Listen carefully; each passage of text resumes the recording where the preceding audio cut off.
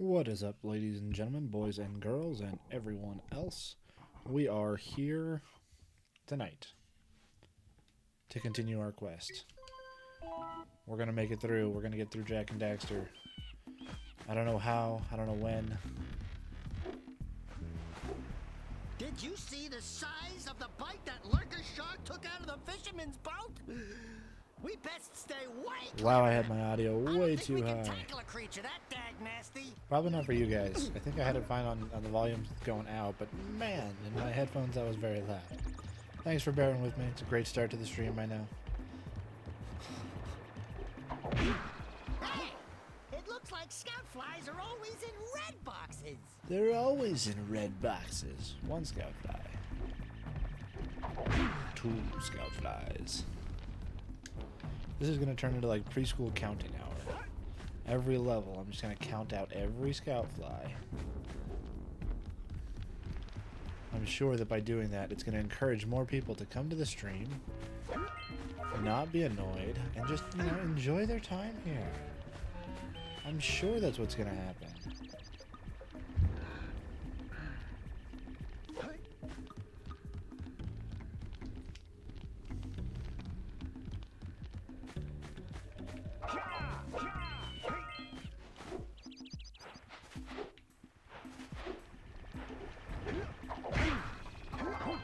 So I'm trying out a new beanie tonight.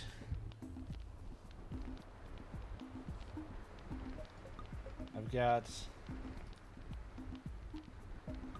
Man, my Twitch... Or not my Twitch, my OBS monitoring is just like going crazy and it's making me real nervous. I hope it's coming through alright, but if not, sorry. Probably not, dude. Kinda smelly. So I got a new beanie because I've got kids, right? We get our kids beanies that they like and like hats and winter hats and stuff because, you know, it's cold. Today I think our high, you know, I'm actually not clear. My wife's weather app, we've got different phones and we just use whatever default weather apps came with our phones because, you know, life's too short, right? Who's going to take the time to pick their own weather app besides, you know, millions of people, I'm sure. But we're lazy. We just use the default weather apps that came with ours, so they're slightly different.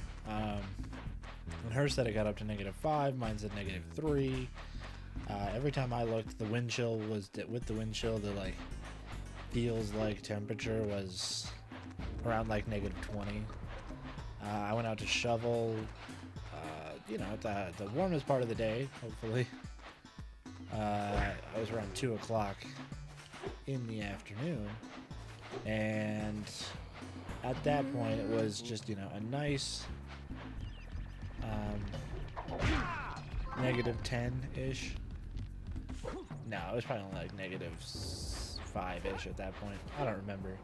But anyway, I was looking at the feels like temperature because I'm going outside. I want to know what it feels like, not what it is. I don't care what it is. I want to know what it feels like.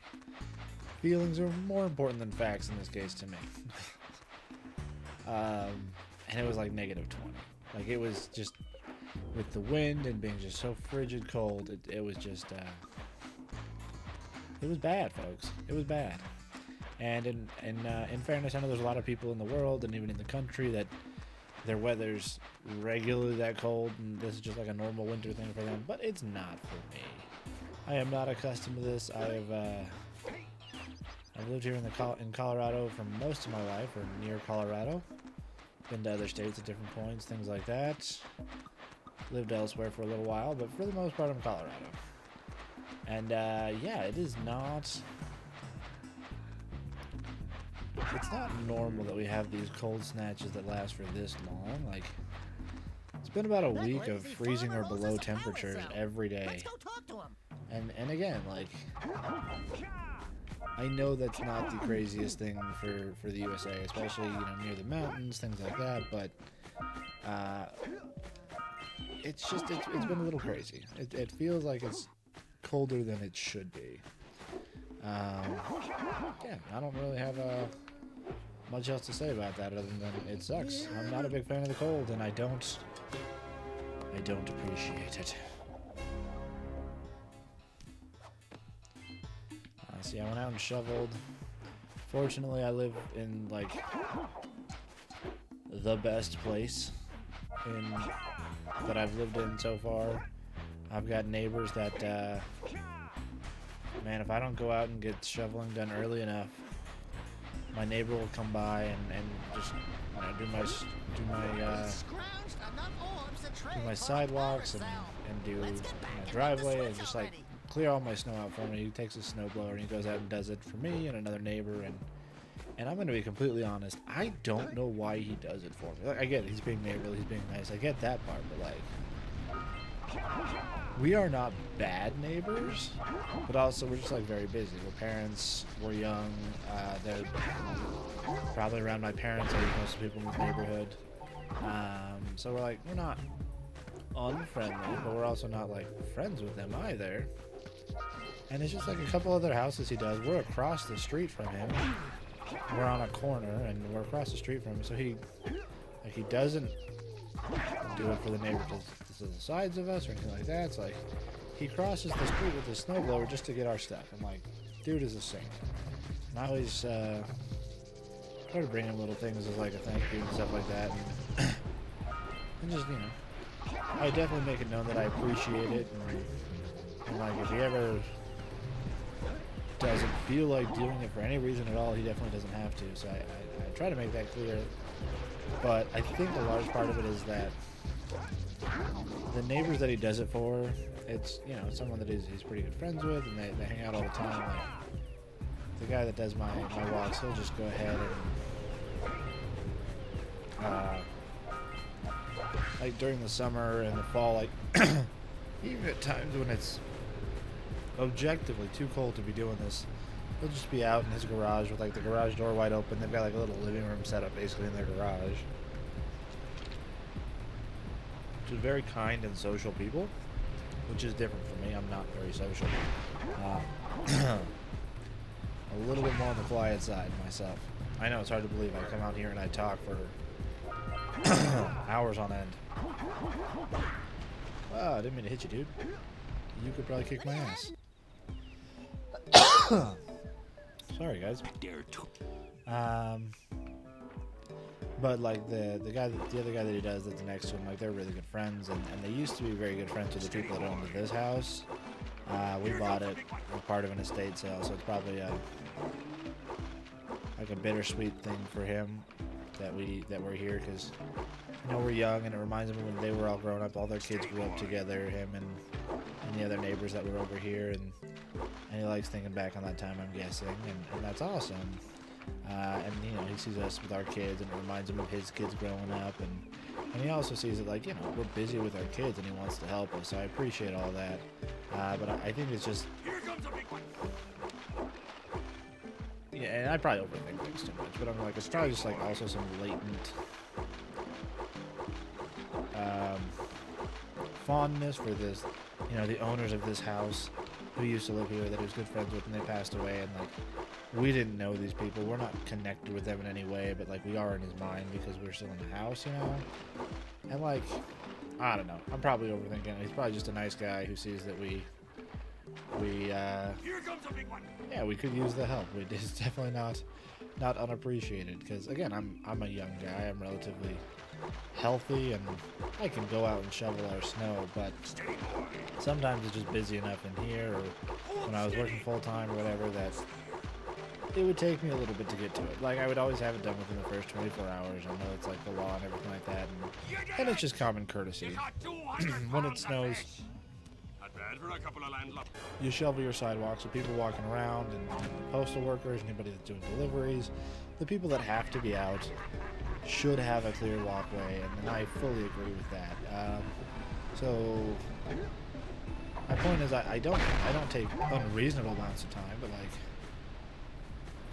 they're out there before the snow has stopped, clearing it off because, oh, it looks like the snow is letting up, and I'm typically not that on top of things. I don't know if you can tell, I'm not exactly the most organized person, as shown by the fact that I always have to just like stop streams and just randomly go do stuff that I should have taken care of before I started streaming. But yeah, just again, super lucky with the neighborhood we're in, and the people around us, and they're the kind of people that I don't know. I just trust them probably more than is maybe wise, but also at the end of the day, like, we're all people, and a little bit of trust is you gotta trust the people around you, especially if they haven't given you a reason not to. We're humans. We, in general, want to help each other. In general, want to have good relationships with the people we live near, for the most part. And if somebody hasn't given me any reason to think differently, I try to give them that benefit of the doubt, you know? So, these guys, they've got my trust. They're the kind of people who, again, didn't know them very well at the time, but I had an accident a few years ago where I cut my hand open on a table saw. My wife was home at the time, so that's fortunate. My kids were all home, though, as well. And it was the kind of thing where we're like, oh shit, we've got to get to the hospital, but we also have 4 young kids that we don't want to drag with us to the hospital. What do we do? And like, they were just getting home from somewhere at the time, I have no clue where, and my wife just like ran across the street. She's like, Dave, can you just stay with our kids for a little while till we can find somebody else to come relieve you? We gotta go to the hospital. I'm like, no questions, just like, yeah, hey, give me a call if you need anything. Apart from that, we've got things here. Like, a couple of our kids were napping, so they just woke up to someone that they'd seen, like they knew his name, but like, we're not friendly because we're busy. We've had several really good conversations, and like we talk every few months. We just kind of like hang out outside and talk for a little while, and we are friendly, but we're not like, you know, good friends. Our kids don't know them very well, but they know like, hey, that's our neighbor Dave. They're nice. We make sure to like, you know, hit their house every Halloween. All of our neighbors and stuff, but yeah, just really great place that we ended up here in Colorado. And honestly, at this point, I have completely forgotten why I went on this tangent. So I hope you forgive me, because if there was a point I was working my way towards, we're not getting there, folks. This train of thought has derailed. We kind of stole a tradition that my brother-in-law and his family do, where they do, you know, Friday night pizza and a movie night with their family. Their kids are about the same age as ours, a little bit older. And I was like, yeah, that's a fantastic idea. I've recently been setting up a little media server on our NAS here at home.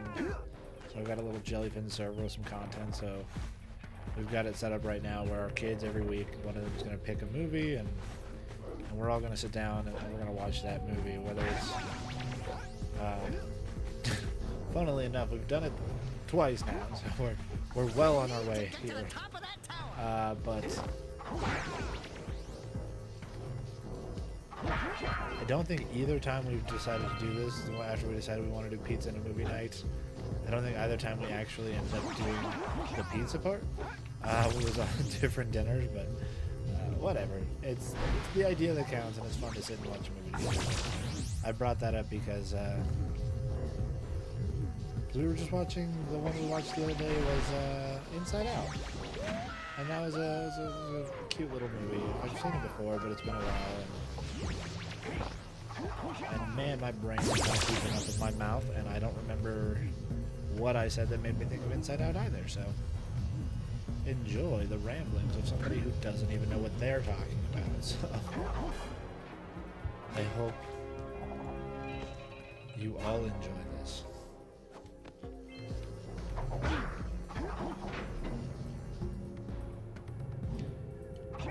Okay, but anyway, I'm trying out a new beanie because I've got kids, and we get them beanies. They have to have cold winter gear because it's cold in Colorado. It gets cold, and they need it. And I'm not sending them to school like without winter gear.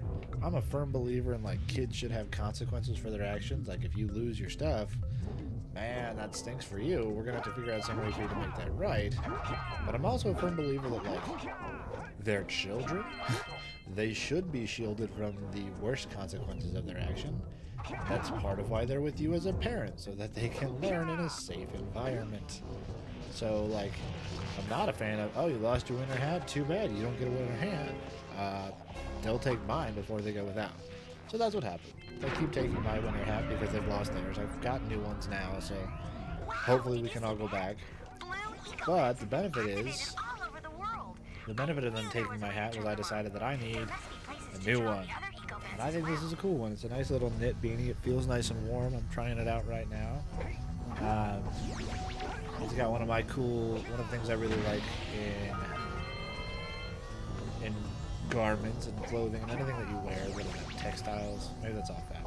Anyway, it's got one of my favorite clothing features, which is that, you know, it's a fairly standard looking beanie. It doesn't look too bad, but it's got like that fun liner where it's bright orange. You probably can't see that in this light because the pause menu is orange as well, but it's got a nice bright orange liner. Yeah, there you go. Now you can see it if I leave it up like that. Oh, fuck. I got a suit on mine a few years ago when I gained quite a bit of weight and I needed a new suit, and we had a wedding coming up, so I was like, I'll just get myself a nice suit. We were doing all right at the time, so I bought myself, you know, a nice suit for me, which is, you know, a couple $100 suit. I'm not like crazy fancy, but it was nice for me at the time, and I made sure to pick like the interior liner being like a nice fun color pattern and things like that. So I guess the point is I'm happy that I got a new beanie that has a nice hidden orange underneath. It's a nice respectable looking black beanie, just basic stuff for winter wear in Colorado. But I love the orange underneath. Oh shit, I'm not gonna make it. Okay, that'll work. Alright, dude.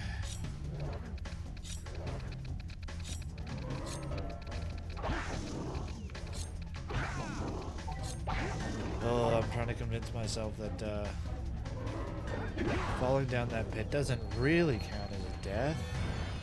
I mean, I'm so early, I wouldn't have died before here anyway, so if I just restart the run here, it's just kind of a waste of my time.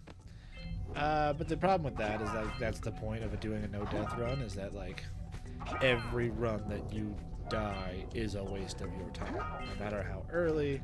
And I feel like if I keep playing right now and do really well and don't have any more problems, I'm not going to count this run in my own brain. If I did finish it, it would still be like, you know, one of the runs that has a giant asterisk in the record book, you know? Record book. I'm not going for any kind of record. I'm not doing any speed run. I'm not doing anything that I'm sure 1,000 other people haven't done better than me, because the speedrunning community is awesome and they deserve all the props. But, you know, it's my record. It's a record for me. That's how people use the word record, right? But yeah, I do want to go through it and actually do it with no deaths in a way that feels authentic for myself. Again, I don't really care if other people judge my run. Maybe skipping Guys of Rock every time, or like disqualifying or whatever from being a true no-death run. But for me, that feels reasonable. Skipping Guys of Rock feels reasonable. If I continue here after dying, though, feels like I'm cheating. So it's been fun. I think I'm gonna call it though, and I'm gonna go ahead and just.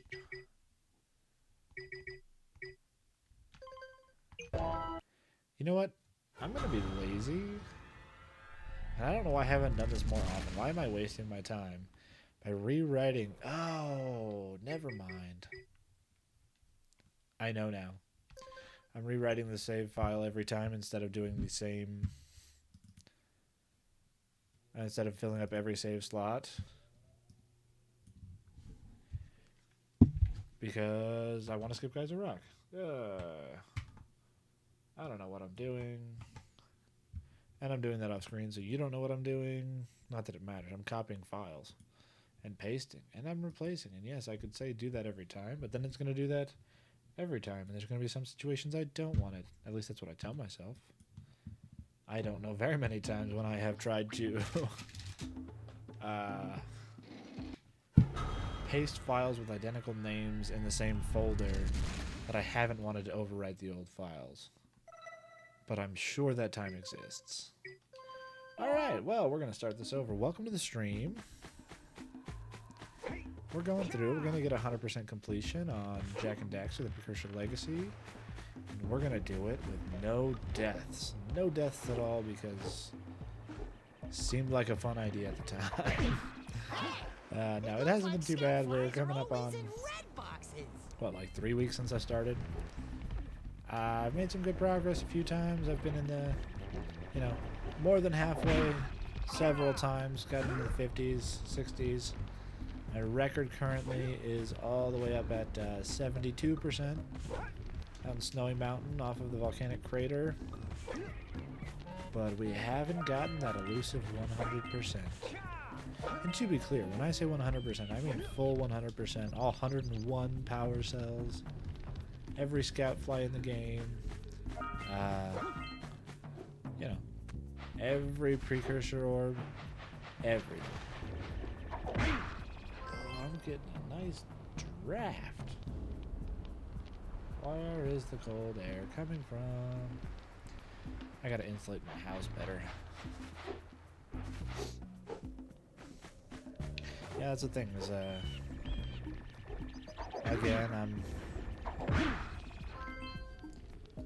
gonna get on my soapbox for just a minute, and I'm gonna just reiterate that.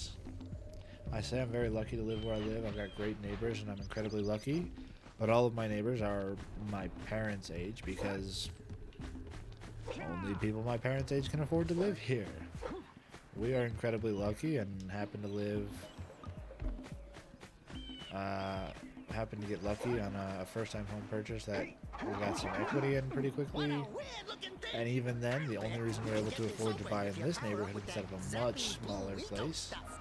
And to be clear, I don't live in a mansion. I live in a single-family home, which might as well be a mansion these days, but it's like a 4-bedroom, 2,200 square foot finished house. It's a house. It's a house similar to one I grew up in. And yeah, I'm incredibly lucky to live here, and I only do because we had help. We had family that was well enough off that they could invest in the property with it, and we have family that is co-owners of our home. So again, we're very lucky that they were able to do that, and they were willing to do that, and that's how we were able to live in such a nice house. And I say that somewhat sarcastically, but like, it really is a nice house. I'm very lucky to live here. I appreciate all the help, but it's kind of sad to me that it's gotten to a point where like you need help from the previous generation to be able to buy a place to live. Anyway, not gonna go down that rabbit hole right now, just something to think about.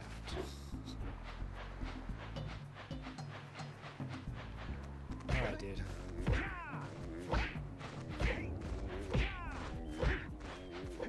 I always wondered also, like, what plants are they growing in this water? What is that stuff? Can you smoke it? That lazy farmer owes us a power cell. Let's go talk to him. Again, if you don't know, I grew up Mormon. It's a very conservative religion in every sense of that word. And I was 100% in on that. So I'm going through my rebellious, not even rebellious, but like my try new things college age phase. Now in my early mid 30s, so I recently, I say recently, it's probably been almost a year now, first tried marijuana. I tried alcohol for the first time maybe about 2 years ago in my life. I've started working with a life coach who shares microdoses of psychedelic mushrooms. So I'm getting out there. I'm trying new things, but you're gonna get those cringy, 18-year-old jokes out of me now because I didn't do them then. So enjoy.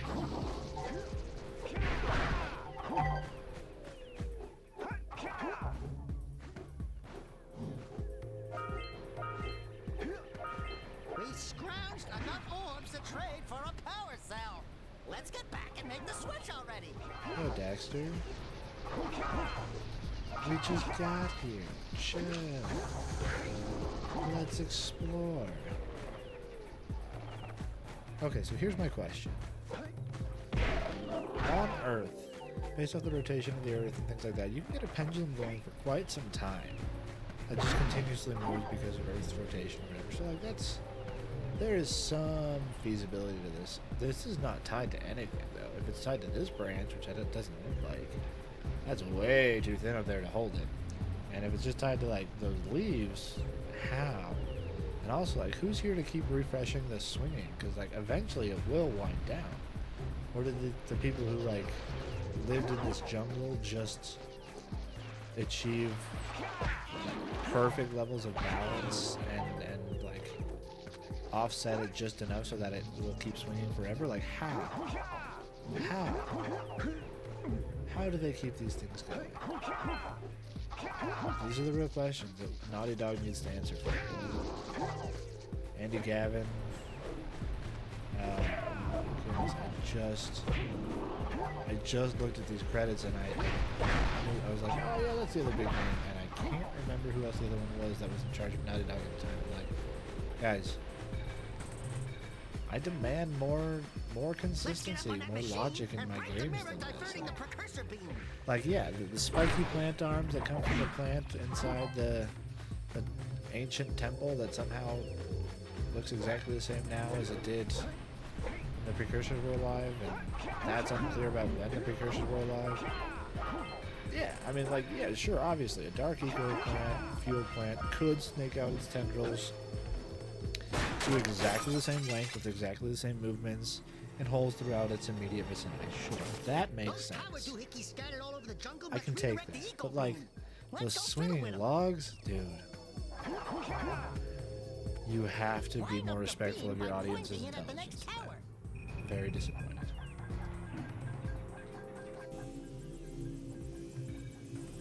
Hey, we can follow the beam to find the next tower.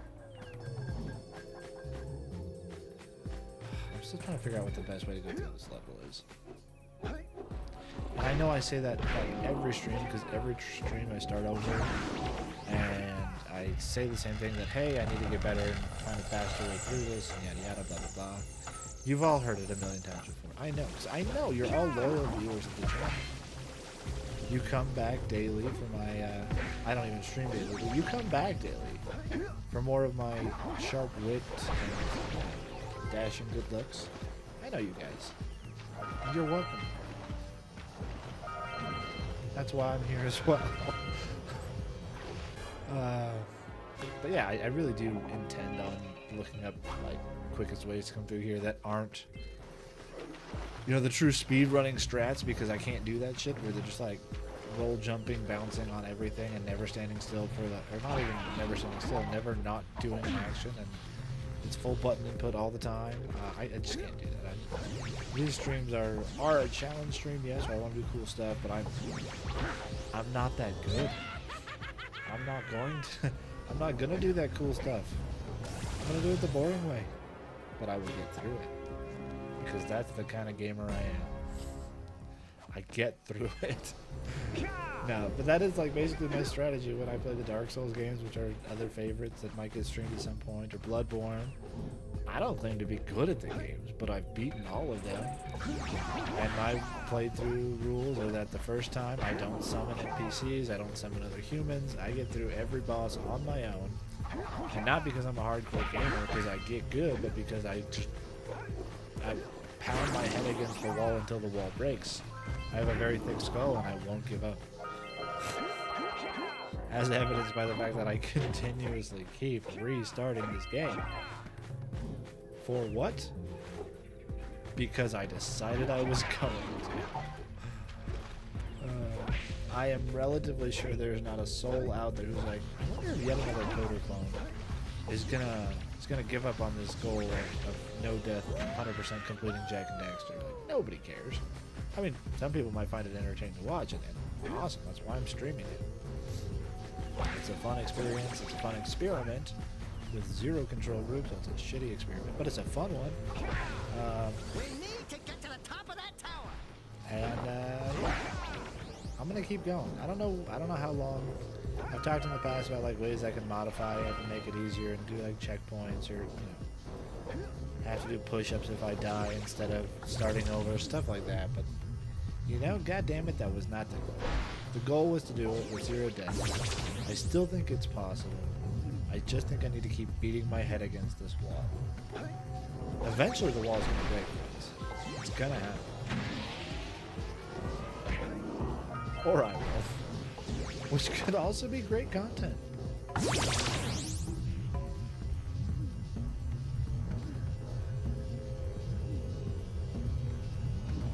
I mean, let's be real. So far, the breaking down of our country has been great content as well. Horrifying. But man, can't look away, right?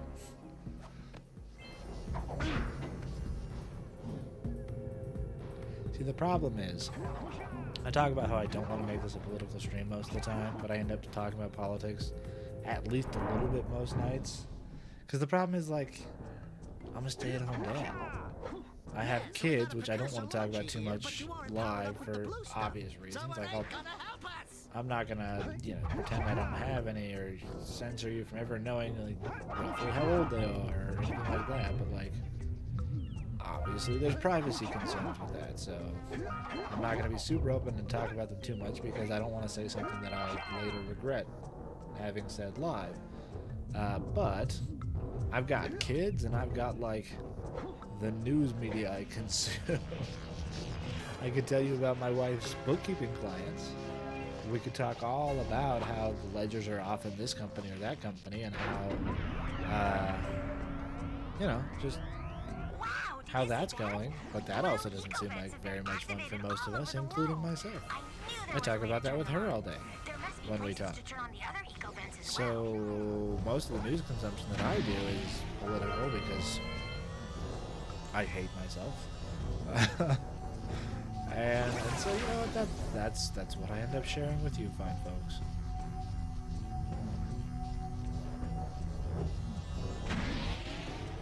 And yes, I did take longer to do that jump because I was trying to time it correctly than if I had just used the platform the way it's intended.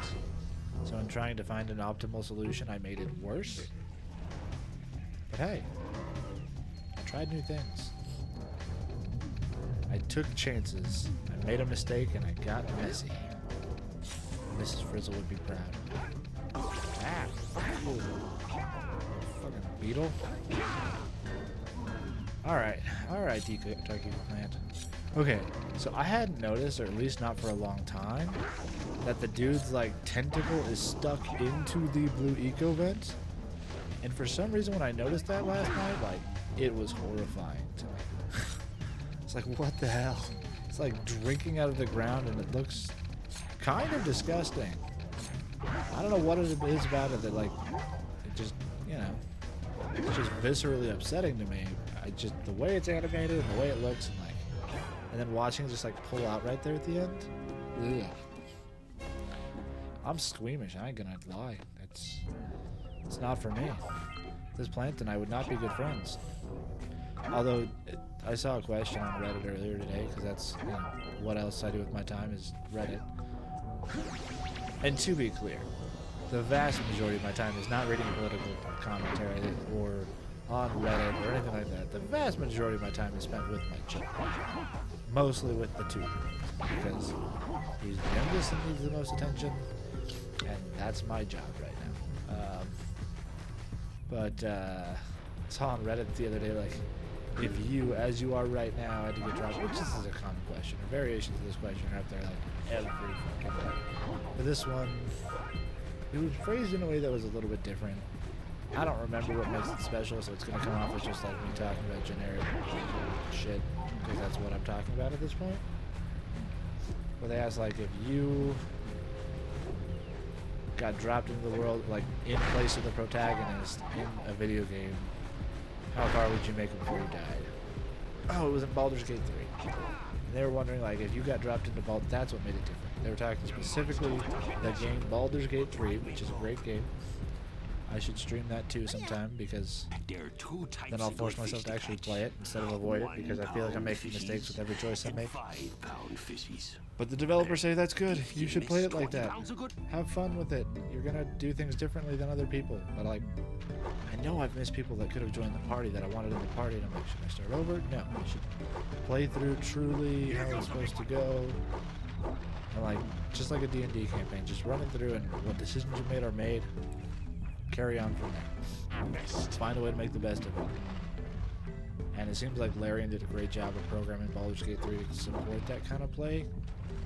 So I should just keep playing with it, but like, Steady, boy. I mean, you've watched me play this game. I have to do it 100% every time. Even if I die, I have to keep trying to go collect everything and go back when I missed stuff. I can't not try to optimize when I'm playing games. So shutting that off for Baldur's Gate 3 has been a real challenge for me.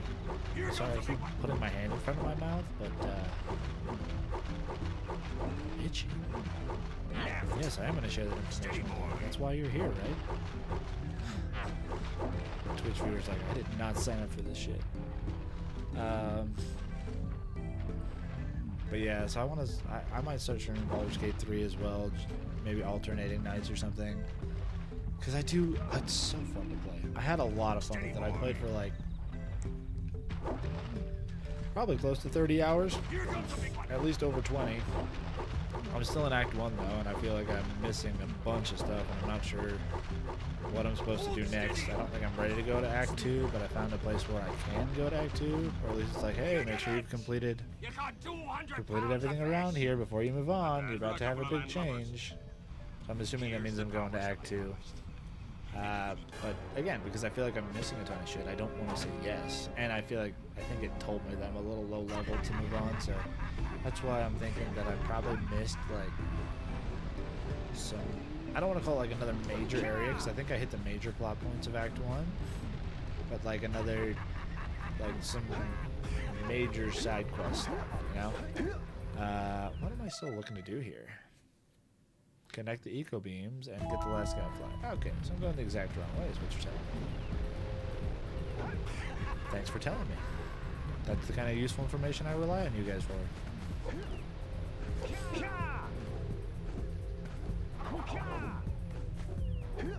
I don't remember if I broke the mirror and...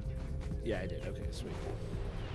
I just wanted to get up to the upper level over there so that if I needed to cross, it's a little bit easier. Fortunately, I did not need to cross, so I crossed unnecessarily. Let's go to the But next now I'll cross tower back and over. reconnect the beam there.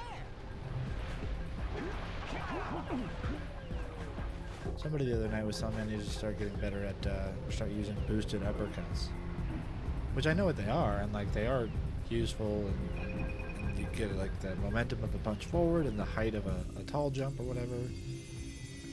So like I get that they're useful in that way, and like I do occasionally use them, like I was using them against the plant.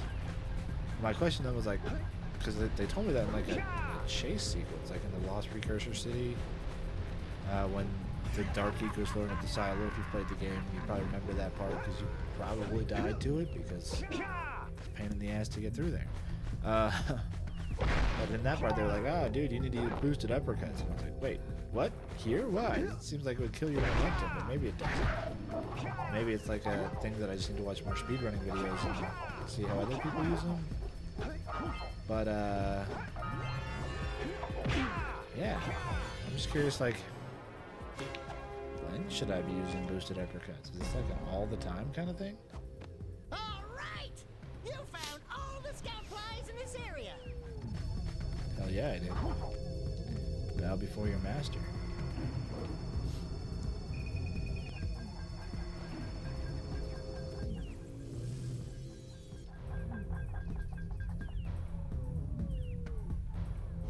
Yeah, that's right. I'm looking at my phone. Be jealous. I have a phone. Again, I spend most of my time with people who are younger than 8. Having a phone is a flex at that point.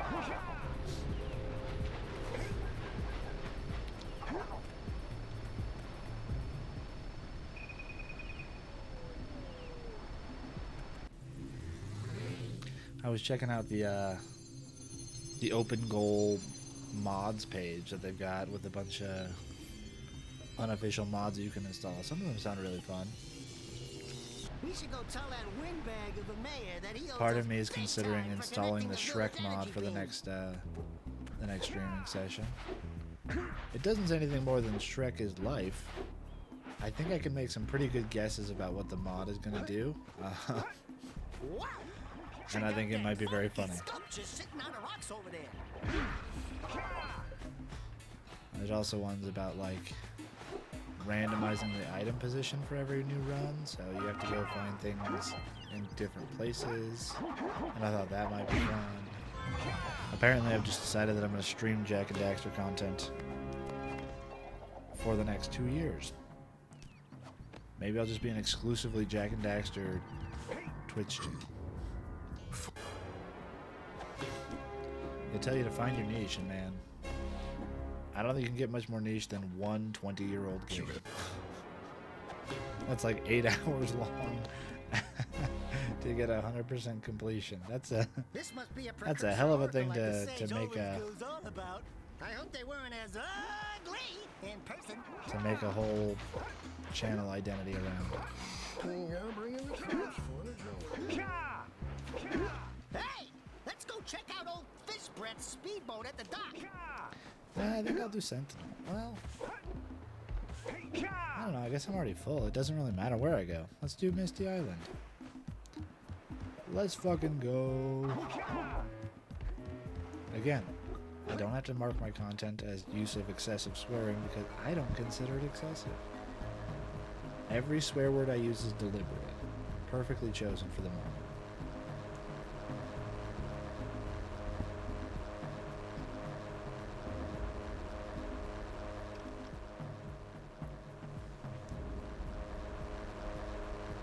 Yeah, Naughty Dog, this definitely isn't a loading screen. Fully open world.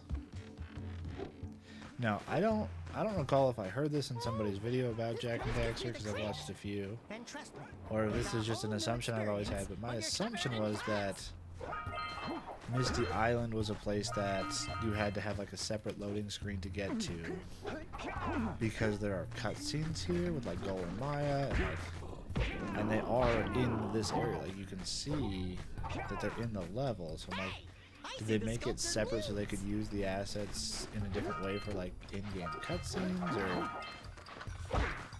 I don't know.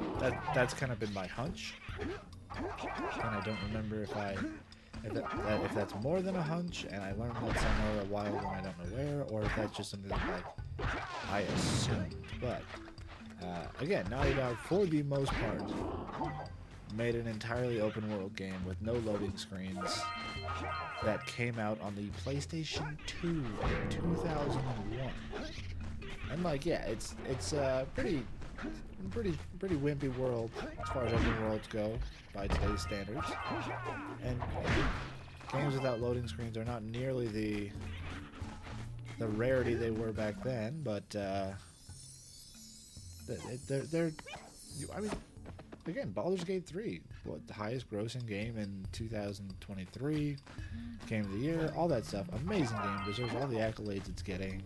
What I've played of it has been very fun, and I'm sure I'm missing even better things than what I've done. But they have loading screens all over the place. Loading screens are incredibly normal, so to make a game that had essentially no loading screens is very impressive.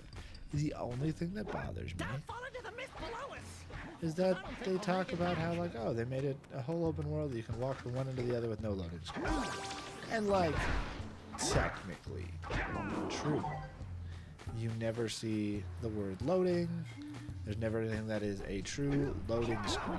You've got, you know, elevators or speedboats or whatever that are taking you to places. And it's not a loading screen, and you're still traveling through the world, and you have to, you know, interact to make yourself go through the world that way.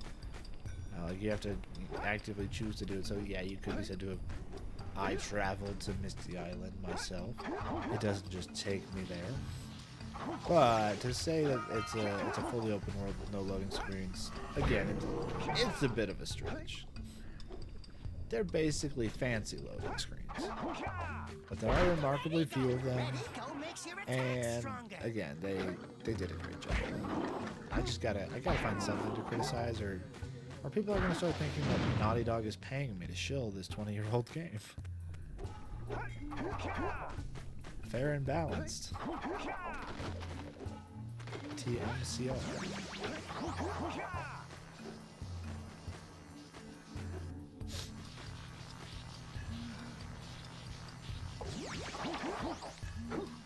Come on, give me the eco. I'm not gonna make it now. Oh boy. That was close. Good thing I didn't follow my instinct and just jump after it, because that'd be a death. Again, I firmly believe this is the kind of game where you're intended to die. The developers of the game made this so that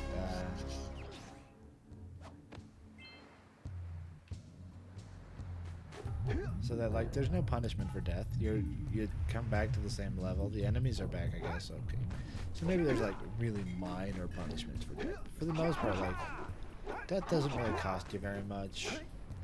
You have unlimited lives. Some of the places, or lots of places, have instant death traps. Like right here, if I fall between one of these islands, it's an instant death. It's not, take some damage, and if you're already low, you'll die. It's no, you're going to die if you fall here. And there's lots of places here that are like that. So I firmly believe there are some games where you're not supposed to be able to get through without dying. It's expected. And then there's the other games that go even further, and you get like the scripted deaths, and that's worse to me. Because it's like, don't pretend to give the player a chance. Like Need for Speed Most Wanted. When I was a kid, great game. Also played it on the PlayStation, maybe the Xbox. I don't remember. One of that generation. And you start the game, you race a couple times, and you're doing good, and then you get to that race against Razor was his name. The big bad guy who gets you thrown in jail. Everybody hates him. And like you're going to lose. I thought like, oh yeah, I can go fast enough that I can finish the race. They'll let you get just close enough to like, maybe I can finish this. Win the race against the boss this early. What did the game do if that happens? Like, how can I break this? Like children do. They like to break things. Don't we all? But like, you can't. It doesn't matter how well you race. You're going to lose. And they've, at least in that game, they kind of try to cover it up and give it some semblance of an explanation, because like, oh well, yeah, what you didn't know is they cut your fuel line or something or whatever, so like you're leaking fuel in your car, just can't actually finish the race. Like, that's plausible, and it's not like we're kicking his ass and then suddenly he comes up from nowhere and just beats you in the race and you just lose. Those are the worst. But okay, so I came from over there, I believe.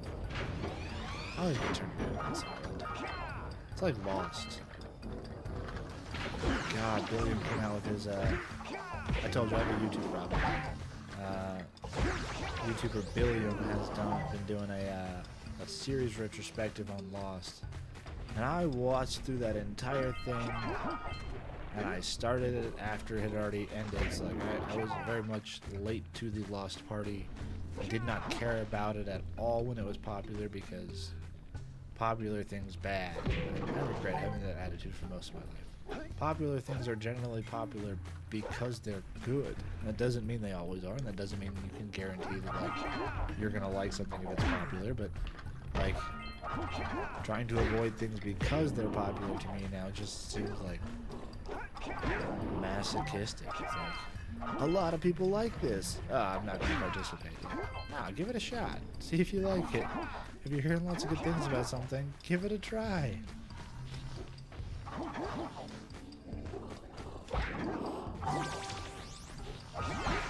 That's my current attitude. Who knows? That could change next week.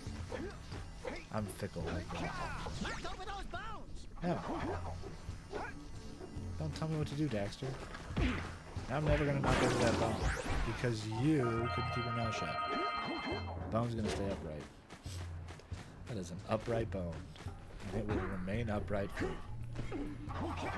greater than 4 hours. Should I call a doctor? I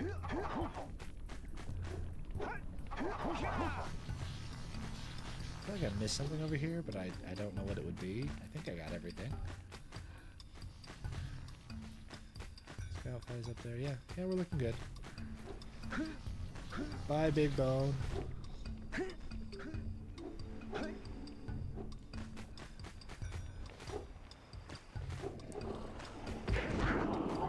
Taste my feet, purple monsters.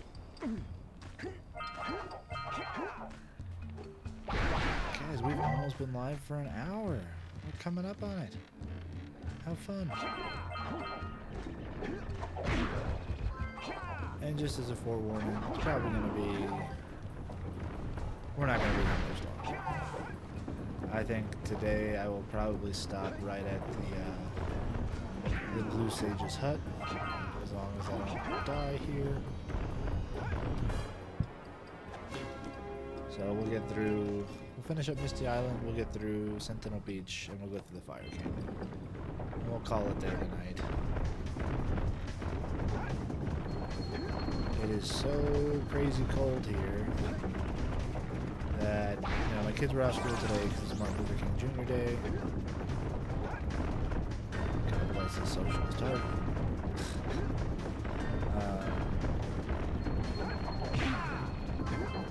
God, I think it's so funny. I'm a little bit of a conspiracy theorist about Martin Luther King. A little, not much. There's a lot of actual reasons behind this. It's not just a conspiracy. Martin Luther King was a thorn in the government's side for long enough. And, you know, he was hated by not just the government, by the people when he was alive. But he had like a 30% approval rating or whatever. Like, people didn't like Martin Luther King Jr. when he was alive because he said things that made them feel uncomfortable. And then, because he was a thorn in their side, and they allegedly had him taken out, and he was already a popular figure. I have to admit, Well, not popular as in well-liked, but popular as in well-known, a well-known civil rights activist. now that the lurkers can't open that silo, they He can't was essentially rule the world co-opted with Donkey to Kong and cause promote untold things that destruction. he was adamantly against, and to be used as like this mouthpiece of The like... two of you have plenty to do. Get on with it. I don't want to say that they're using him to say things that he didn't believe in. They probably are a little bit, and I don't know who this nebulous they is. But like, it's just like objective fact that his legacy has been twisted. He was not someone who believed that we should all be colorblind and race wasn't a thing, and like we should all just move on from slavery and act as it never happened. He was very much pro reparations. He was very much pro civil rights for everyone, and that I mean, one of the more famous quotes from him that you still never hear because it doesn't fit the narrative is.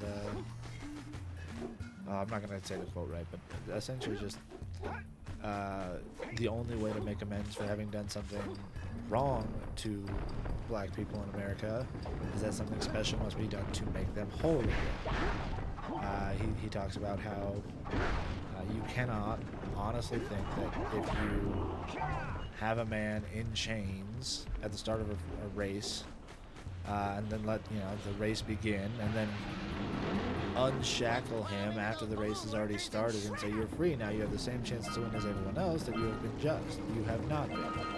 He was very much in favor of social policies that people today say he would be against, because he said things like, I have a dream that my children will be judged by the content of their character, not the color of their skin. I know I'm butchering all these, but you know exactly what I'm saying and what I'm talking about. But he did say, I mean, he was very much of the opinion that black people should have something special done for them because of the years of harm and suffering they had, that it isn't enough to just say, you're free now you can go do it, but we're not, you won't even get your 40 acres and a mule. Like, they should receive help because they were not brought here by choice. They were exploited. They have had laws that held them back for all of America's history. And yeah, things should be done to help. Now, I'm not smart enough to know what the right answer is. I'm not smart enough to know if Martin Luther King Jr. was right, but that is what he believed. So people telling you, oh, he wouldn't stand for this, he wouldn't want any programs that help minorities, no, he absolutely would have. Again, I'm not smart enough to tell you if he was right or not. I think he probably was. He's a much smarter man than I am, and if he had studied so much about the topic and known so much about it, which he did objectively, I mean, like the letters that he wrote that we still read in schools today, like letter from Birmingham jail, like, dude knew his shit. He's a smart guy, so I'm inclined to trust him more than my own ignorance. But my point is, like, the way he is used today often is just flat out antithetical to his legacy. So, happy MLK Day, guys. This is the political rant du jour. That was so badly pronounced, but I'm not gonna try again. Because I will make it worse next time. They've been threatening the waters around our village for weeks. Bring your zoomer back to the Yeah, it's because it's like this is the first level, so every time I die, I'm gonna be back here again. And I die a lot. What's up today, tomorrow? How are your streams going over there?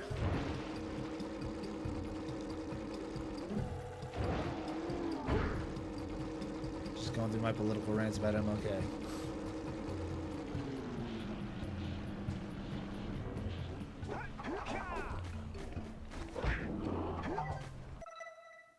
Alright, return the muse. I'm missing 5 precursor orbs. Oh shit.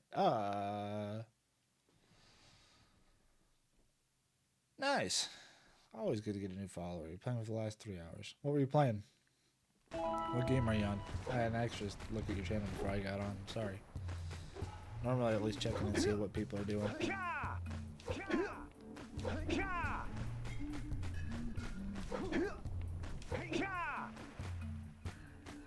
I get the ones inside the temple? Maybe I missed them on the zoomer. Damn it. I need Daxter to point to orbs like Sparks points to gems in the new Spyro games. Bloodborne. Oh, nice.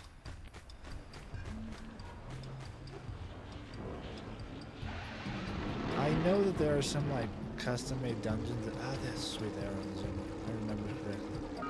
There's some like custom-made dungeons that people use to like farm blood vials and echoes really easily.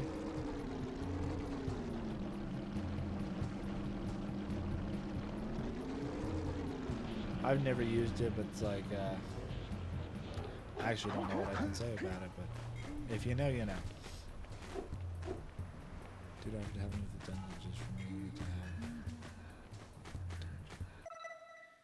I gotta say, like, I get what they were going for with the Chalice dungeons, and I think they're interesting. But I was never a huge fan of the Chalice dungeons. Nice. I was just saying, like, I'm not a huge fan of him, so he's got my I'm on his side. I get bored of the dungeons too. It's just like there's like 3 enemy types and like 3 general bosses that they keep recycling through all the dungeons. I mean, I'm exaggerating, obviously. There's a few more than that, but there's just so many repeats of the enemies and the layouts and the switches in this place and the doors in that place, and it feels like you're just doing the same thing over and over, even if it's a little bit different. Like, it's samey enough that it gets old for me. I love Bloodborne. I think it's one of the best Soulsborne games, if not the best. Just like they keep it short enough that you never get bored. You don't feel like any areas are kind of like lagging or holding you back, really. I mean, the worst thing I can say is that I still, after platinuming the game and finishing many times, I cannot get through the Forbidden Woods without getting lost. Behind the farmer's house. Bring the power cells and hurry. Yeah. My father says he's seen more lurkers around.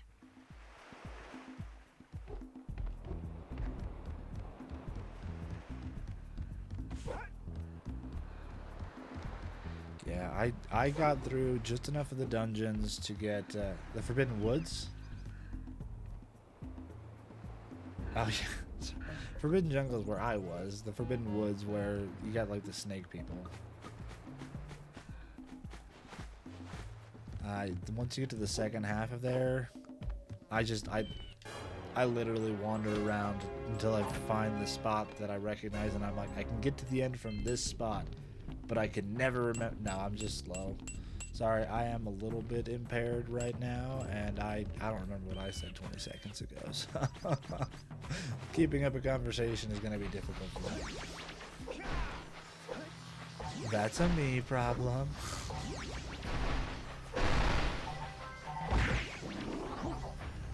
No, edibles. I'm in Colorado. It's legal for me. I took an indica. Weed.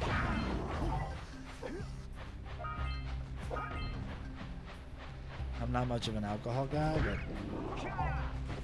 Ah! Why do you throw those right in front of me? I know, because you're trying to hurt me. Yeah, so...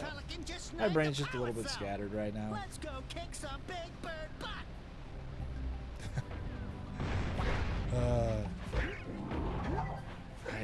I know you're joking. Fully get it, but I just can't. I can't smoke. I've had too much anti-smoking stuff crammed down my throat my whole life, so I'm like strictly an edibles guy.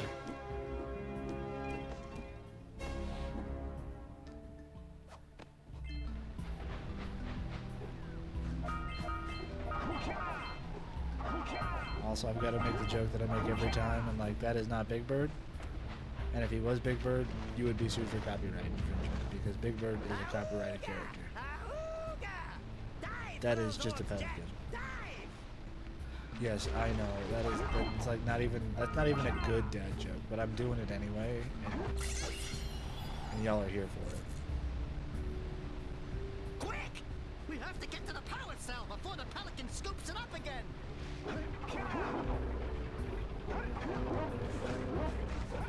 Hi, doggies.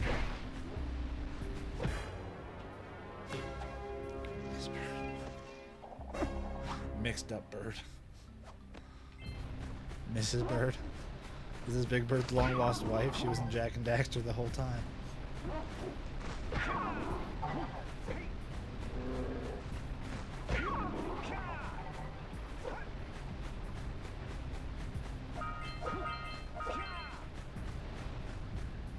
And also I was gonna be like, well, they don't seem like they have the same species of bird even, so that I don't know how much sense that makes, dude. You think you might be higher than I am, but then I remember this is the same show that pairs frogs and pigs together, so I don't think they've got much consideration for realism there.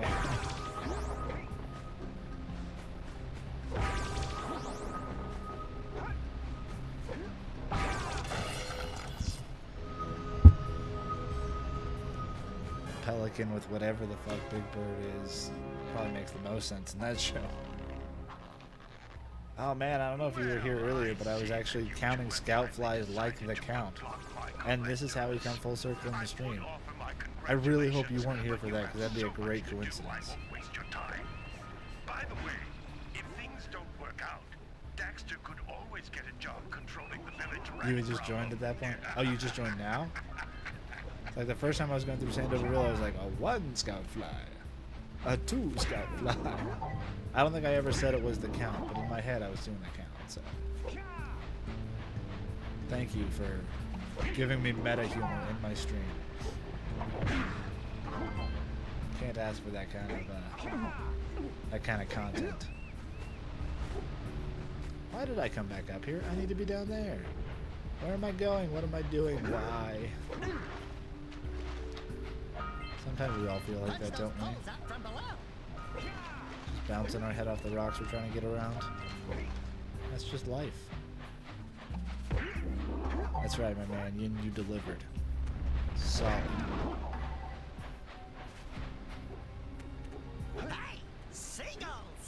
You know what? I've been realizing I think I play better distracted anyway. When I get too focused, I just start making stupid mistakes or getting overconfident, so I appreciate the distraction. I haven't died yet since you've been here, so I think that works.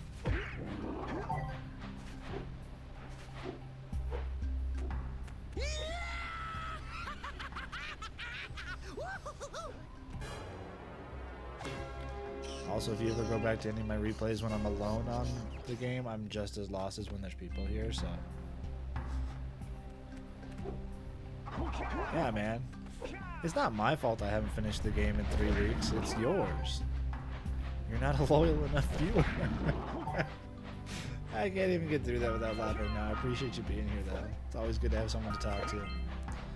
Trying to just keep a stream of consciousness going because I don't like silence, and I haven't been proactive enough to go get like background music or anything. So, oh thanks. So I feel like I have to talk through the whole thing, and trying to come up with stuff to talk about on my own without someone to bounce off of, man, that's hard. I'm sure you get it. They caused an avalanche. Did I get the shit out there already? I did not. Oof, good thing I remembered now. That would suck to have to come back, right?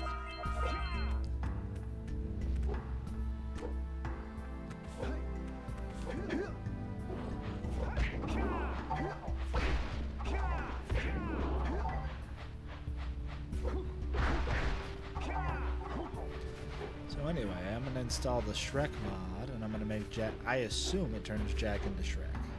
I can't imagine a Shrek mod for this doing anything other than that. And if it does, then I'm actually going to be disappointed. And then there's other ones that I want to try too, so. And then eventually, at some point, I'm not sure before or after I finish the No Death stream, I also want to try the Forgotten Lands DLC, their DLC mod that people made that's just like new content for it, so lots of fun stuff.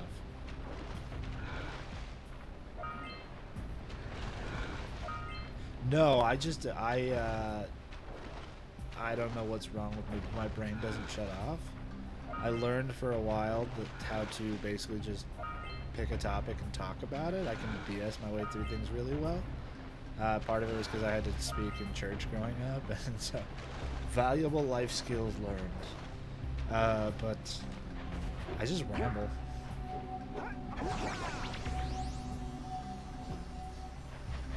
Yeah, so actually, at least in like, and it's the same ISO, it's the same game, like they're taking the game straight from the disc, so I can't imagine it works any different in here.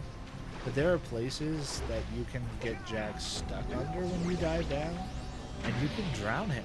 Like, he will actually die if he doesn't come back up. So like, the devs actually programmed that in, and I think that's fucking awesome.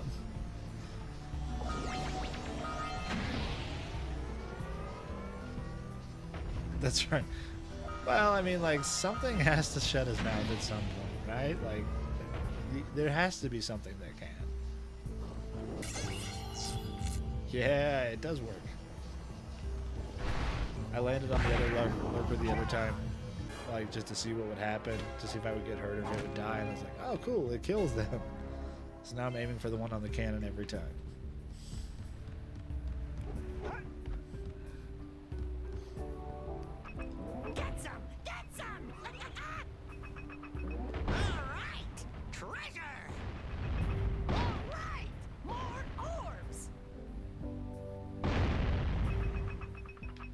Yeah, I'm starting to get to the point where, like, I'm gonna convince myself I'm skilled at some of these early levels. But then again, all I need to do is go watch, like, some of the actual speedrunners and their stuff on YouTube or Twitch or wherever I want to go watch it to remind myself, oh yeah, these guys know what's up. I'm like still a kiddie version here.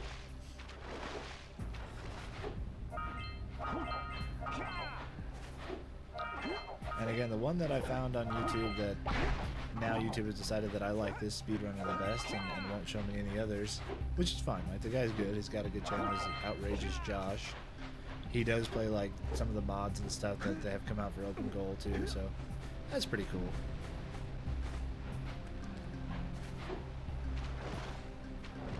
But yeah, again, watching speedrunners go through this game compared to watching me go through this game, it's like we're playing different games at this point. They just, like, they're constantly punching and jumping and rolling and jumping and just always doing something to move faster than just Jak's run. Which, like, cool, like, I get why, like, it's a speed run. You have to squeeze every amount of speed you can out of it, but, like, again, it's not close to how I play.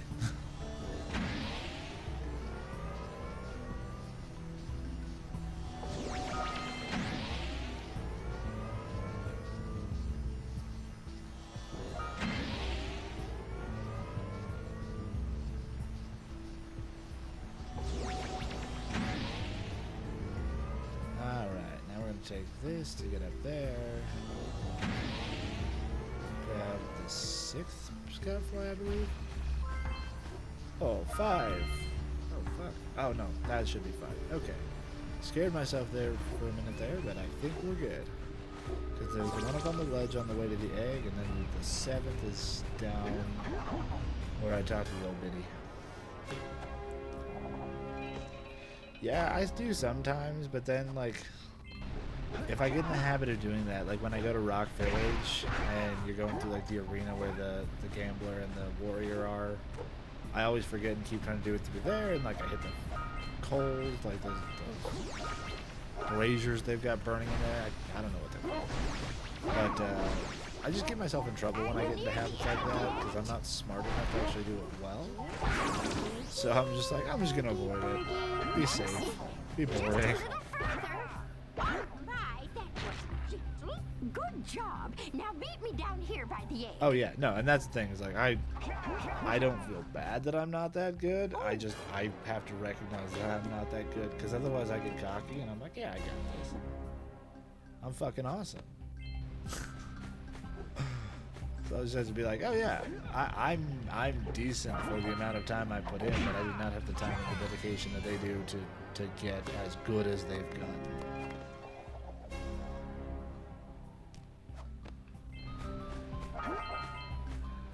What else do I got?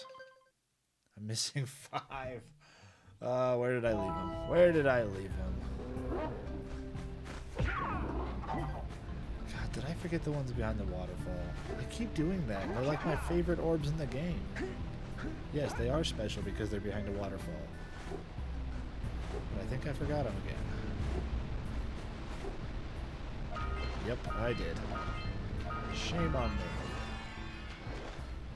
Again, best orbs in the game. I gotta learn to respect them.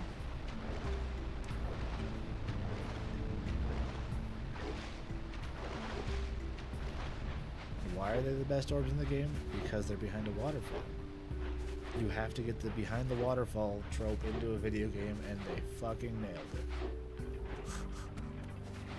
I mean, yeah, there's lots of other waterfalls in the game that they don't put anything behind.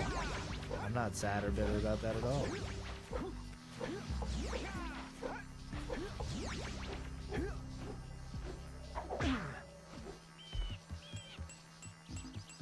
I gave you back your news. Is Kira gonna yell at me now? She is. Hurry up with those power cells. I'm waiting at the head. How can I hurry up when you make me stop? Why? Why do you do this to me? Alright, hang on. Okay, the mayor and my uncle. Sure. And the 9 are on the way up to the canyon. Double check other ones too. Olive Sentinel, Olive Forbidden the mayor twice. And then we're good. Alright, mayor, my uncle, and then on to Fire Canyon. And we'll probably call it a night at that point.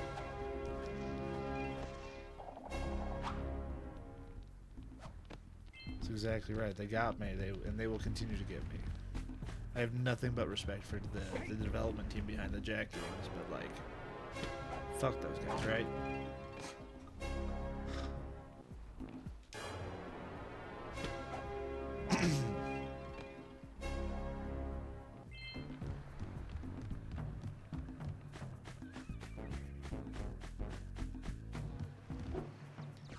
Oh yeah, I forgot. We were doing. Is it a secret or is it a game option? I think it's a game option. We were doing real time of day. Nope, that's got to be a secret then. I always forget what menu it's in.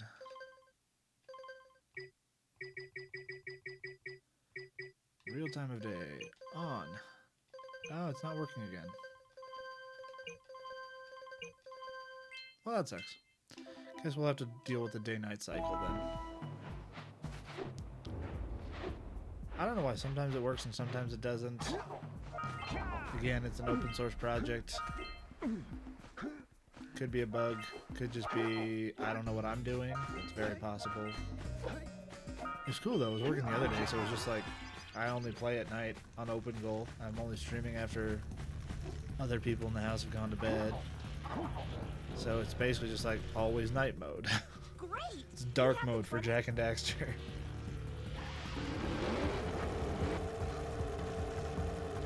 But yeah, I tried it the first time and it wouldn't work. And then I tried it another time and it did work, and it was pretty cool. It was just like, it was night everywhere. But now I tried it again tonight and it didn't work again, so I don't know if I'm doing something wrong or if it's buggy. Maybe I should do it from the main menu and I can't do it in-game. That would make some kind of sense. Do I need to decompile and recompile the game every time I make a change like that? I'm joking. I don't think I need to do that. I guess I can't be sure. I'm not going to use the hop turn, Daxter. I don't like it. It feels imprecise. I will use the jump, and I will jump off of that guy's head.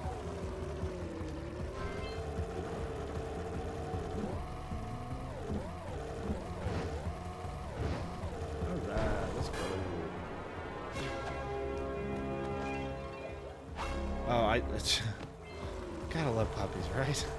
They have almost as little sense of self-preservation as human children. Anyway, I was trying to change the setting to make it real time of day, so basically Jak and Daxter has a day-night cycle, but they've added a feature in open goal where you can make it so that it's based off like the time where you're at. It'll look at your computer's time and just change it to the, like if it's nighttime, it'll make it nighttime in the game. But it wasn't working. It's not working today, and I'm not sure why. So I didn't actually change anything. I wanted to, but I didn't. So just coincidentally, it looks like it is nighttime right now. But I don't think the setting took. It didn't look like it took. Now I have to go check because I'm doubting myself because it's dark out. Yeah, it still says real time of day off. But they've got a secret in there, so. Cool stuff. Alternate Daxter. Yeah, see, nothing's working for me right now.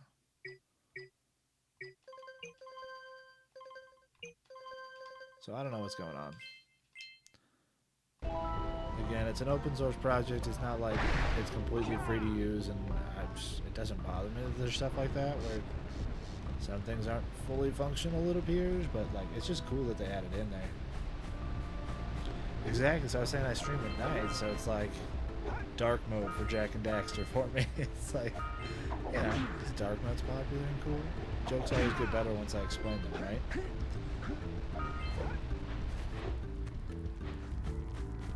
I thought it was kind of a cool ambiance. Nope, I can't trade him to you.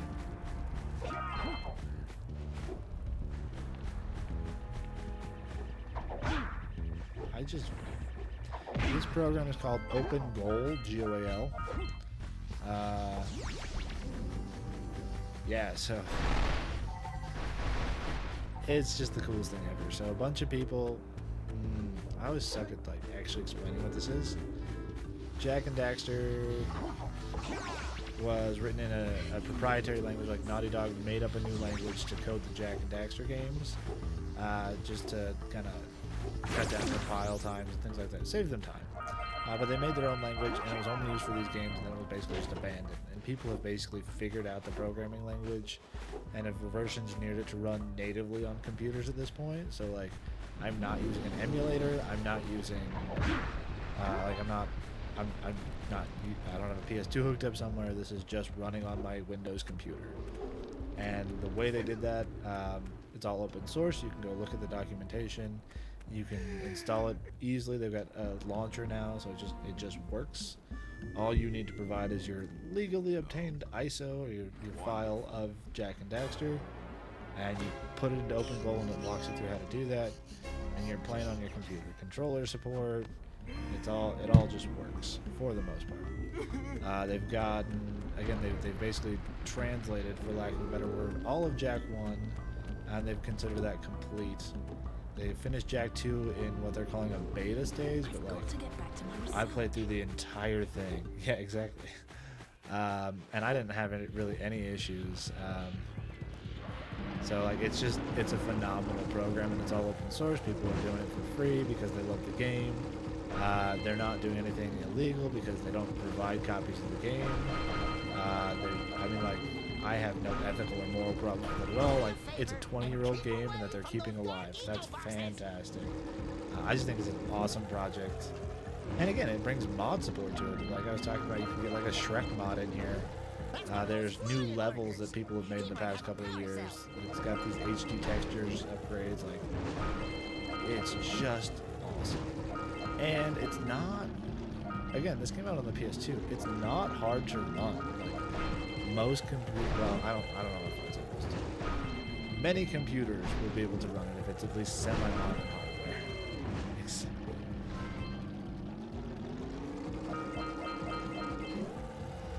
gamers are known for one thing, it's for legally obtaining copies of their games. That is what we do. People know us to do that. Especially PC gamers. Which I am a recent member of. I built my first computer that could play games really in 2019, so I am a fledgling. Oh, did I forget to talk to the geologist? I did, didn't I? None of the moles are responding. They're not out running. Oh, I have to leave and come back. Ain't that just the best?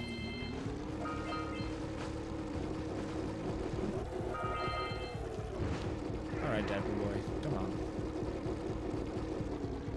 Oh, I'm going backwards. That's what I was going to say. Oh well, chase him down anyway. Never mind. You can go. I'll get you eventually. I feel very aimless right now. I can't pick a single task.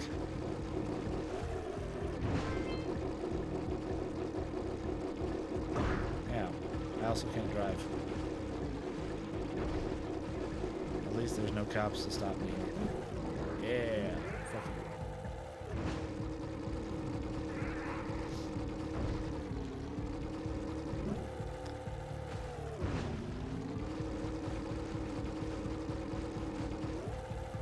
Really? I went right over the precursor orbs that time? I just can't win. And yeah, it is a skill issue. I get that. It's me. I'm not blaming the game. I'm a poor craftsman. It's a great tool.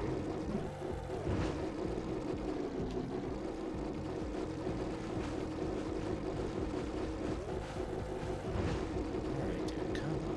Come on. Fucking diaper ass wearing piece of shit. That was an excessive swear. Trust me. I know. I know. Don't ban me, Twitch.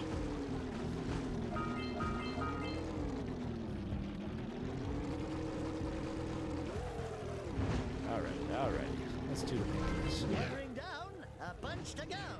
Oh, well spotted, Daxter. We're also playing. And yes, that is like the 7th time I've used that joke, and I will continue to use it. It's a banger.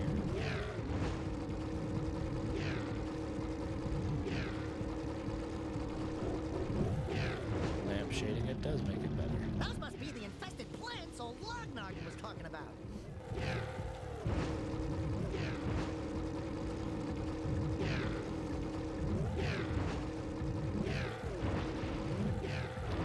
Alright, in just a minute I need to satisfy my curiosity and check what the temperature is. My guess right now, I'm recording live on stream, I'm going to say negative 13. After I finish these pink rings, I'll check it.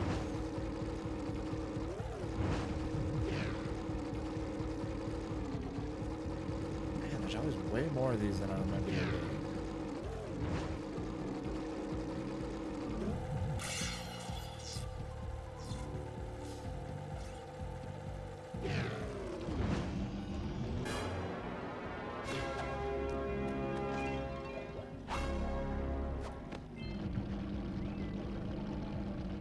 So I was looking it up because it's been bothering me the entire time that I've been streaming about the stupid Twitch stats plugin for dock or whatever on OBS. Wow, I got all the orbs. Go me! I didn't even know I'd done that yet.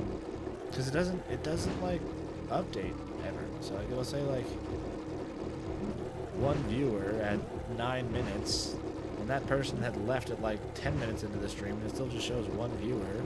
And I have no idea if there's actually anyone there or not. So like the stats are basically just fucking useless. And I was looking it up, I was like, am I doing something wrong? Is there something I can update to make that work? And at least the cursory Google searches I was doing, it doesn't look like there's anything you can do about it. It's just broken, and it's been broken for years, and it's just, you just gotta deal with it. So like, I can manually refresh it, which is fine. That's good. I'm just also like, Twitch, I don't know if you guys should be laying off your staff at this point. You already, you kind of have enough problems.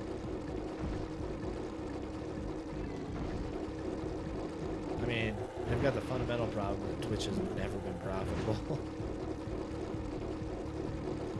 So getting money to do better stuff with Twitch is challenging at this point. Because for a while there was just seemingly infinite VC money.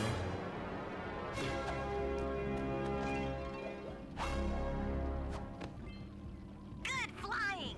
Those lurkers were no match for your Zoomer. That's one more power cell. I keep meaning to join their Discord, but honestly, I'm just, but that's good, thank you. But I've been too lazy to sign into Discord, download and sign into Discord on this new computer. I built this in November, I think. So it's now been months, and my excuses feel kind of flat now. I should sign into Discord and join that server. I stream on this several times a week. I should see what the community's saying, see if I can figure out some of these things that I talk about and wonder about online. There are probably answers right there.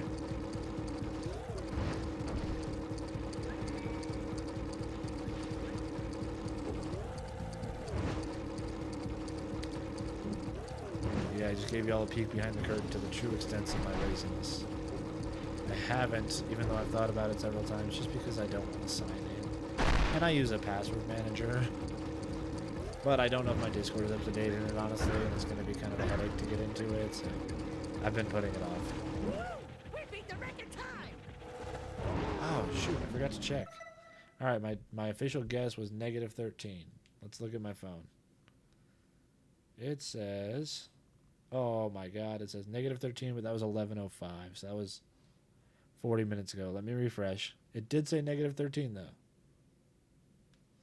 Now it's -10. Oh, it's getting nicer outside.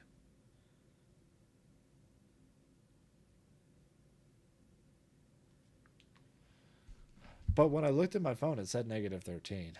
It had probably said that the last time I looked at it, but still. I was right, technically. Okay. Oh, yeah. Fuck me. I gotta go talk to the geologist. Deal with those stupid little lightning balls.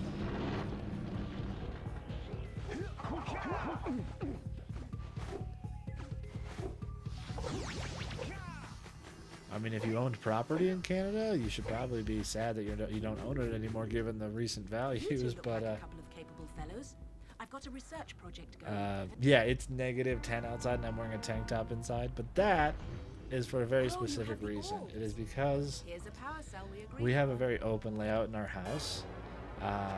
So any closed off rooms that still have HVAC going into them, but like to keep the main area at a livable temperature, the heater has to go more than to keep these closed off rooms. And especially with the door closed, it's a fairly small room, and it gets quite warm in here. Yeah, right? Like, isn't that the... I was ranting about that earlier in the stream. None of us could. -40. Oh, yeah, I'm in Colorado. I'm in the Denver area, so we're not used to it being this cold. We do get cold weather like this, but not often. Not even annually, really. Like, I had to go shovel snow today, and it was... I think it was around -10, and with the wind chill felt like -40°C. I missed that. With the wind chill felt like -20, -24. I think when I went out to shovel today, so like just bitterly cold.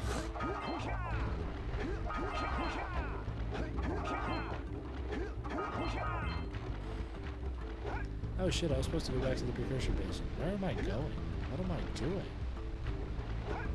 I've never been to Canada, but I'd like to be. I'd like to go out there, at least visit. Right? And like it's super dry out here, so we're all drying out. And it just feels like the wind cuts right through you when I guess it'd be worse if you had more moist skin. Yeah, I said moist on stream. I don't know if that's still a thing. That was a thing a while ago.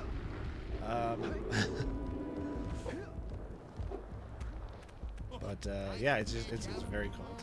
But again, to keep the rest of the house and my kids' bedrooms where they're sleeping at a decent temperature, this place gets warm. So yeah.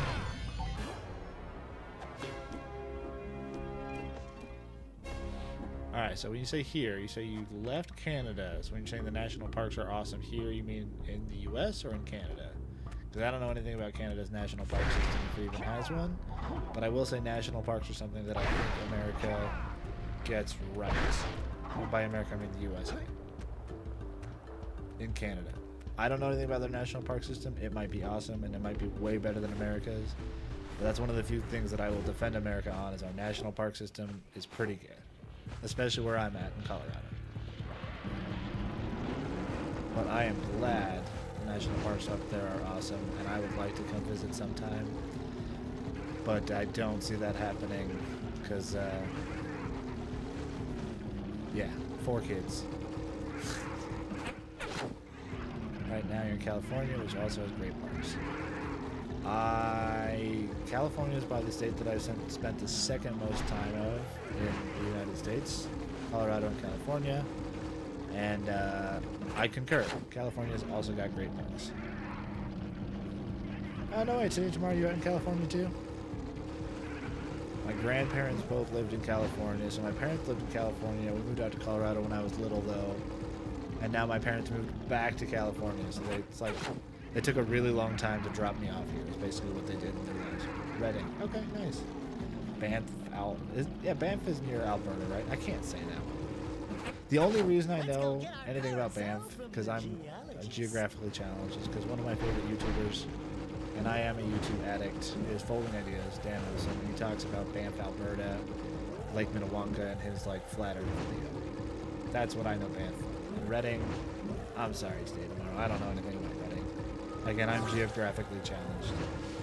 North of Sacramento. Okay, that makes sense. The only experience I have with California is like the San Diego area, so about as south as you go. I am uncultured swine.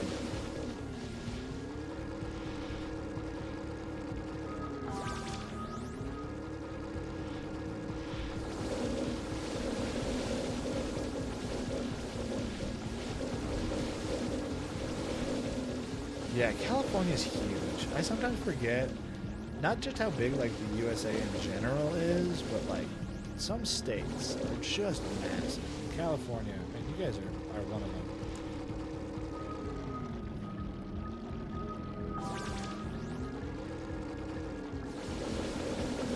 It's just like mind-boggling. We've got basically the size of multiple European countries that all qualify as the same state. The U.S. is big.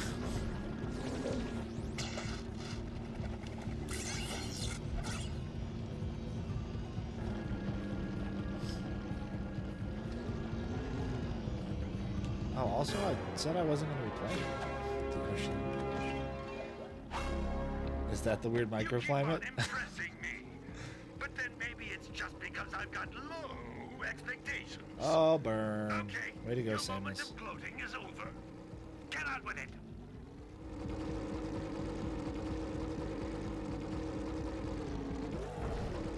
Sassy Samus is the best Samus.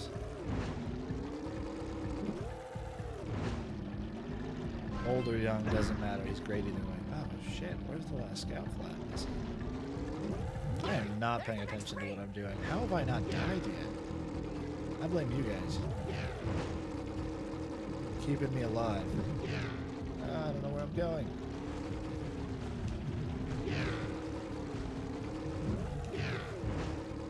Oh yeah, jump off the rock.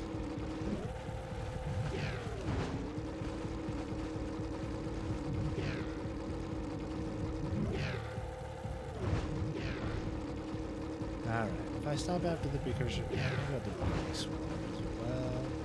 It's not terribly late. Haven't even hit midnight. Although I don't know, maybe today needs to get back to his Bloodborne run.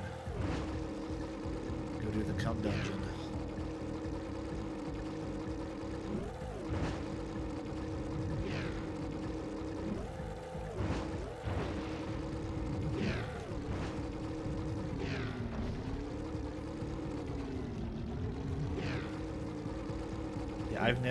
I've never gone into like any user created dungeons. I think I fucking made a wrong turn.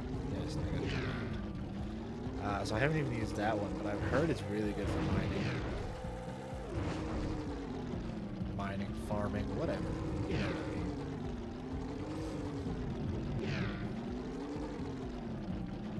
This is just like the thing where they have, if I remember right, it's like they just got it set up so like you basically just walk in. They've got like an automatic enemy spawner harvester thing close enough that you get the echoes from them or whatever. Blood echoes now, right?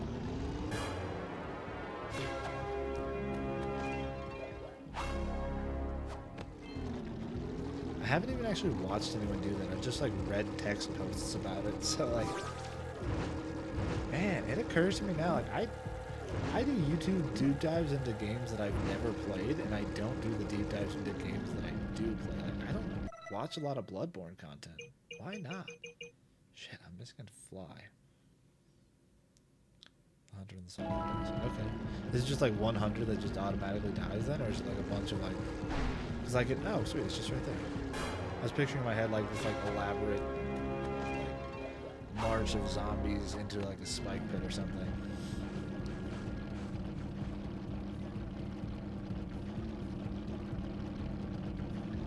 Yeah, whatever, Californians. I'm just kidding. I was born in California, so by U.S. laws, I'm a California citizen, right? Like, we can take federal and apply it to state level.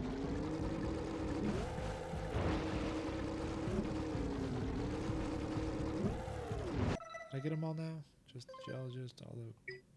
Oh, ooh, where are those 10? Oh, probably up by the Lost City.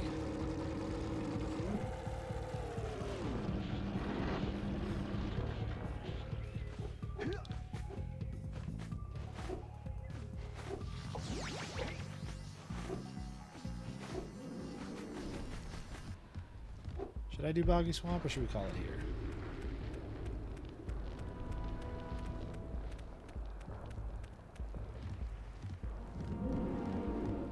I'm like for sure not doing the Lost Precursor scenario. I will die.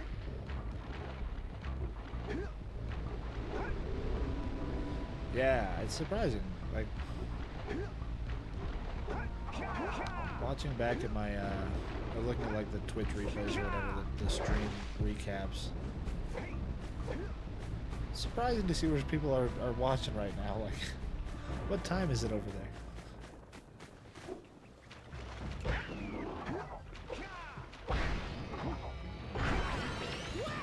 You can shoot fireballs when you're powered up with Yellow Eco.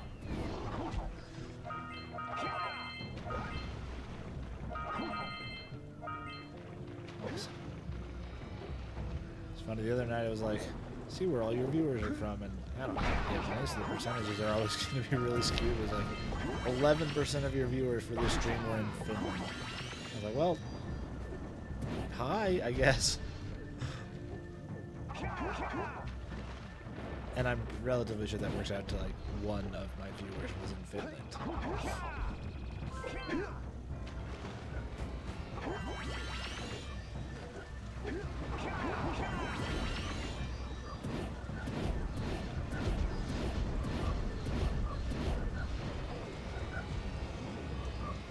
Did I thought I was standing in it. Now I feel foolish. Silly. Can you tell that I'm with kids a lot? Silly is like a staple in my vocabulary right now. That's hilarious. That's great. Well, like when I think of Finland, I don't know if they have any, like, they speak Finnish, right? Like, there's thinking Europeans that are all multilingual.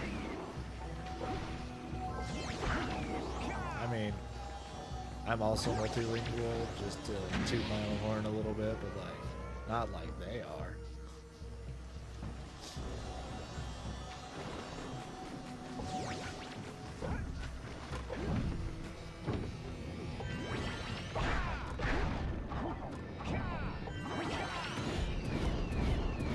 Fuck you and your home. Burning it to the ground.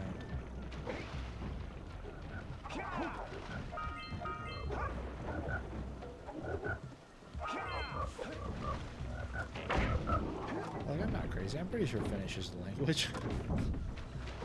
Oh, right. Yellow eco.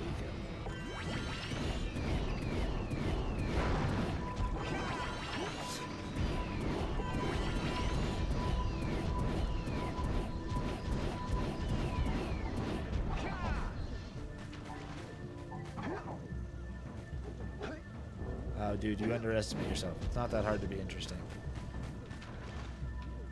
I mean, like, not that I know. I'm also not that interesting. But, I'm sure you could do great. No, I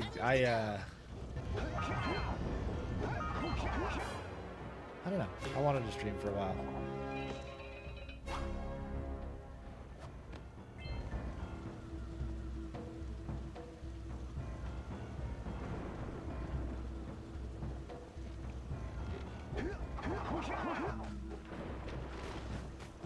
But like, you can get you can do a streaming setup pretty cheap if you've got a computer anyway, or like a laptop that already has a built-in webcam or something. Like, I'm using a Walmart webcam, so you don't even need to use video at all. OBS is free to use. I'm not saying like everybody should stream. Like, if you feel like it's great, but I'm just like, it doesn't take a whole lot to get into it as far as, well, again, I'm coming from the perspective of somebody who already has a computer and stuff, so. Those rat nests to stop the rats from coming out. I have some stuff that like is nice to have because I wanted to stream for a long time, and I would just like buy a piece of equipment and then never use it because I didn't feel like starting streaming. I streamed a little bit a year ago, but I was doing like software development streaming. I would stream myself doing like coding program problems and things like that. That was probably way more boring than this, and I think all of those videos are gone forever at this point. So I would pick up like a piece of equipment here, a piece of equipment there. So like, I've got a couple mixers and things like that that are nice, but like definitely not needed. So if you want to stream ever, just get into it.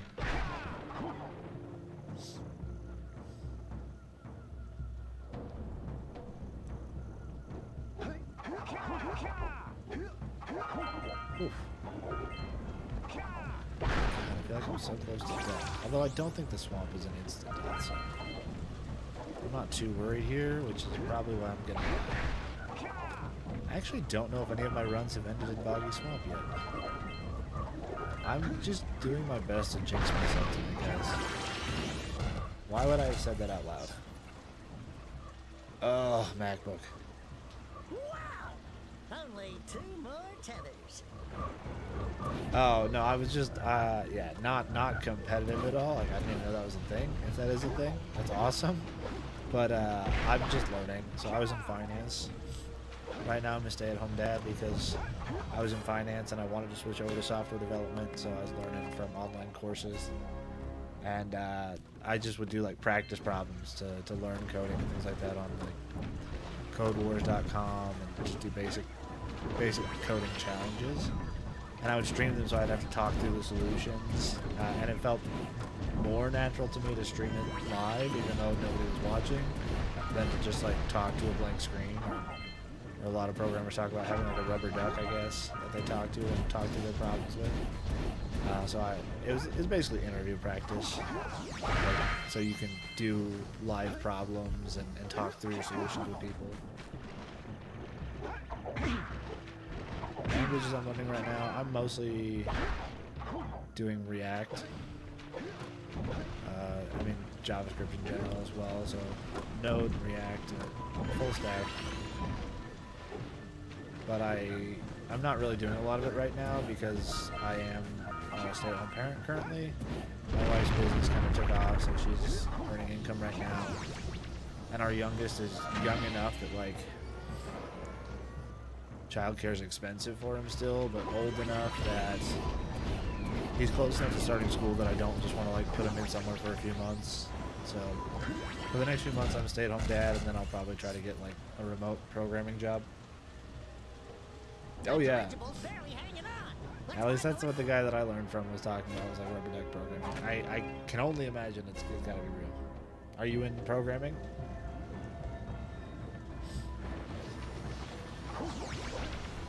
And like, yeah, honestly, like talking through a problem to anything, just saying it out loud and forcing your brain to go through those steps slowly, like, yeah, it really works. Did I already do that pad? I did the one I just did. No, it's not. Sweet. Look out, Jack! It's an ambush!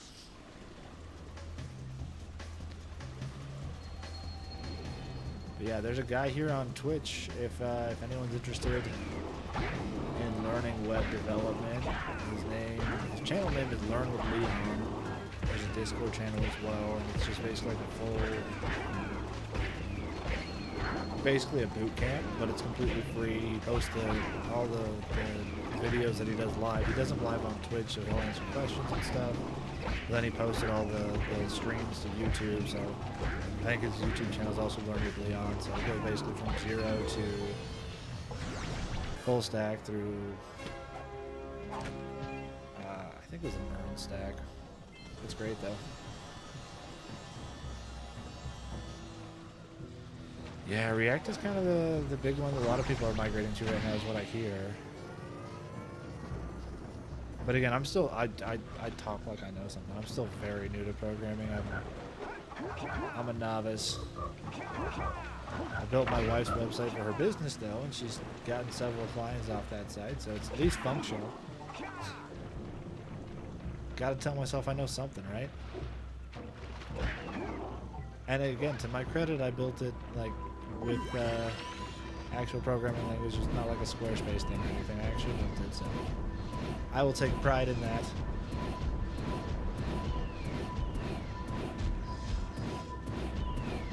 Okay, I have a question for you, not to like nitpick or anything, just because I'm curious and it's interesting, and you would probably know. The term engineer is protected in Canada, right? So like you have to have like a degree in that field. Is that the same for software engineering? Like, is software engineer also a protected term?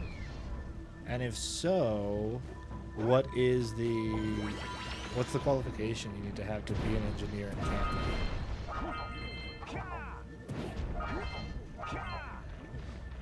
Yeah, and today, tomorrow, like I was saying, like Learn with Leon, he's got that channel. Like, I was in finance and I was doing all right. It's not a bad field to be in, but I didn't want to be in it anymore. So, really great videos, really great channel. Check out Learn with Leon. See if you have some like a little bit extra time sometime. You could learn a new skill set. Completely free, just cost your time.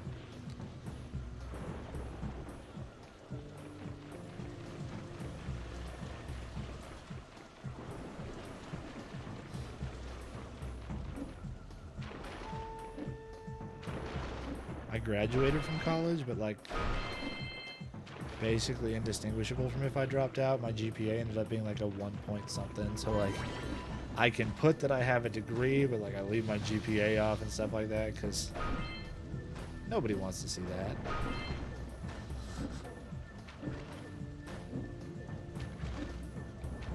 And I graduated with a degree in economics, so I would not qualify for any protected terms.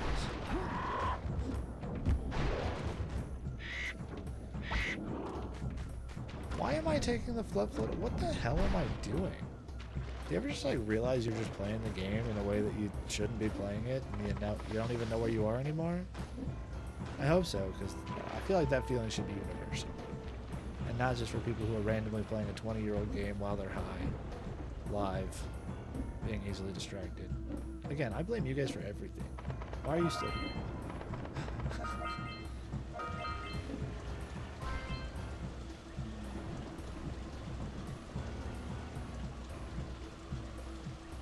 Alright.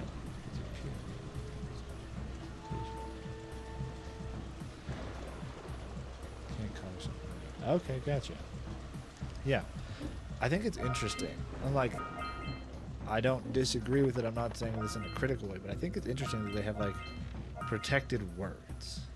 Because then you get down to the question of like, well, who gets to make that determination? Who decides what's on the exam? And like, is the dude that studied his ass off and builds shit like super cool shit that that people rely on every day, but didn't pass your exam any less of an engineer than the guy who has like that? So like, again, I'm not saying I disagree. I think that there's definitely value in making sure that like people know like what qualifications you have, and like that, oh, if I say I'm an engineer, it means something. And like, especially in engineering, where a lot of times like it makes a fucking difference whether it's done right or not. So like, I think it's, I'm just saying it's like, it's a different perspective for me. It's like I never thought about that growing up here in Freedomville, Kentucky or whatever. Like, I'm just kidding. But it's just it's an interesting concept to me. I'm really like fascinated by it. I'm a nerd.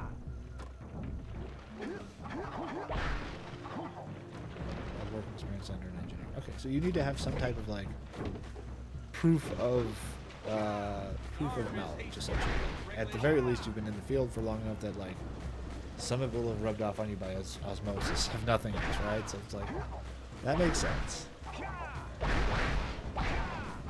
It just seems like, again, that's the only thing for me is like trying to figure out who gets to decide those qualifications is where it gets a little interesting. All right, and if for any of you who haven't been here before, if I don't pass the mini games, there are no penalties. This is fine. This isn't a death. Because I have a feeling this might be a rough one, boys.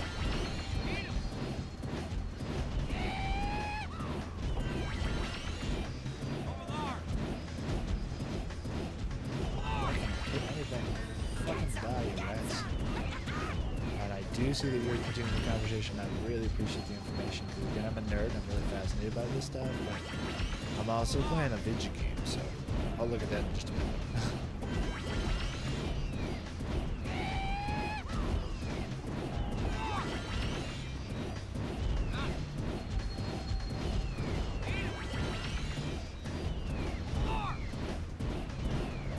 I still, like, 20 years later, do not understand why this dude can't just put his cupcakes on the edge of the swamp.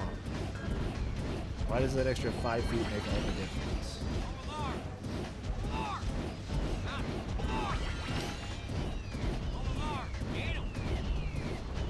Yeah, and that's because, you know, technically speaking, humans can't even multitask. Our brains can't do two things at once, right? Like, I mean, except for, we're talking about like conscious, but like, you can't think about two things at once. You can't. What you're really doing is task switching. And most people are really bad at that because human brains are really bad at that. Some people are slightly better than others, but I'm not. I suck at it. But anyway, accredited program. Okay, read that one. The biggest thing is responsibility and authority as an engineer. It doesn't really matter. Software engineers, yeah. Again, like when I say engineers where it fucking matters, you get it. I was talking like civil, mechanical things where like if you forgot to carry the tool, somebody dies. Like those type of engineers. Software engineers is like you can fuck up a whole lot, but you're probably not killing anyone today. Hopefully. I guess like if you're programming something like medical tech, I guess there's a chance. Anyway, point is, I'm with you. Let's see. I think I'm caught up. Again, super appreciate the information. I have Google at my fingertips. Never has there been a time when humanity has had so much access to information. But honestly, that's the kind of thing that's super interesting, but I'm never going to look up myself. So being able to ask you, like, thank you. I appreciate it.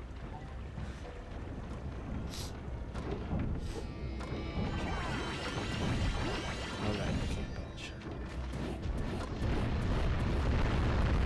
Oh, that's another mod I wanted to try out. So they've got another mod on the Jak mod page for Open Goal or whatever, where it's you have to get enough precursor orbs to buy every ability. So like, I was watching the thumbnail of like Outrageous Josh, who's a Jak speedrunner. Well, he probably does more than he speedruns the Jak Daxter games through Open Goal, and he plays the mods and stuff.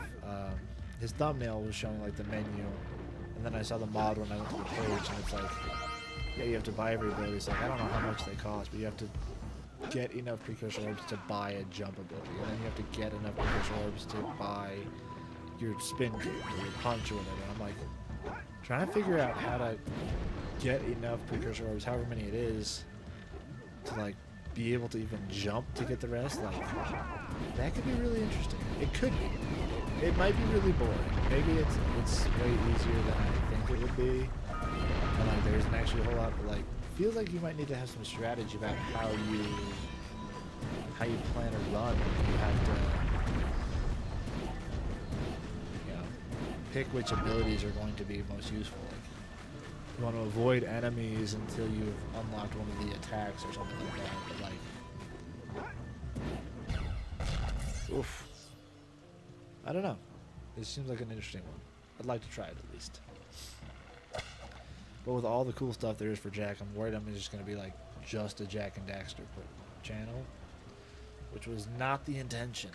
Earlier this stream, even I was talking about how I want to do Baldur's Gate 3 on here to actually make myself play it more, because it's a fucking awesome game. But this is pretty much the only gaming I do right now is live on Twitch. So.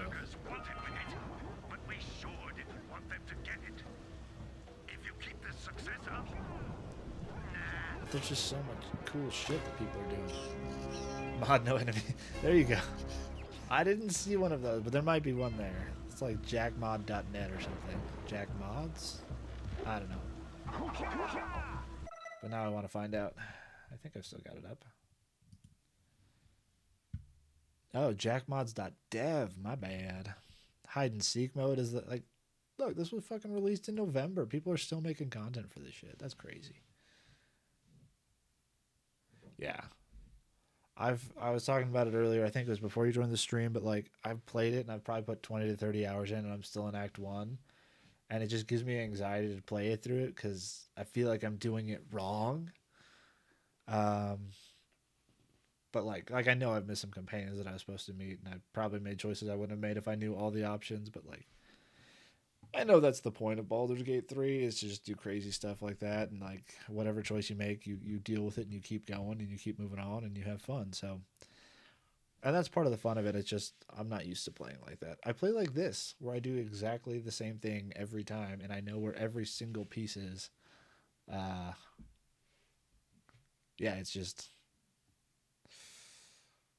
it's a different style of game, but I'm really into D&D, or at least I was until my entire D&D group quit on me, because they had families and lives and shit.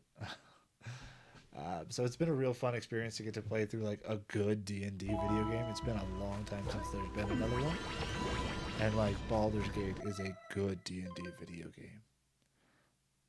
Shit, I'm missing some orbs.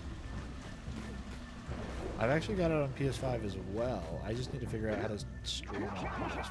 I've got it on PC and PS5. I have a problem. And they at least have cross saves. I don't know if they've got cross play, but I can play my PC version on my PS5 and vice versa.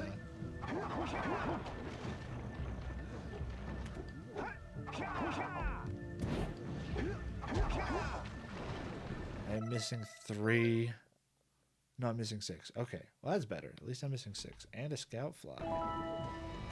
Keep your ears out for him.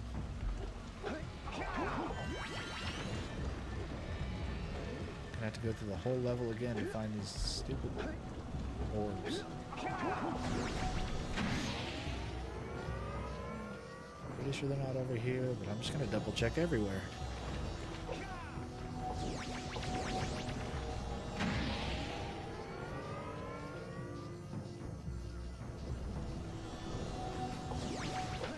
But yeah, what I'm realizing now, playing through Baldur's Gate, is that most of my experience as a DM, or as a D&D player, has been as a DM because I was interested in it and I convinced people to play with me. So like, by default I was the DM because I was the one who gathered them all together. So I taught myself the rules and I would watch YouTube and shit like that. And like, I would run campaigns and I thought they were really fun. And I think people had fun, but life gets busy, you know? So that kind of just fell apart. But playing through Baldur's Gate, I'm like, wow. Trying to make decisions as a player and not knowing like where the story is going, like this is a very different experience. Like, it's fun, but it's different. I'm used to calling the shots, not having to deal with the shots that are called. Oh, fuck. I need to be careful.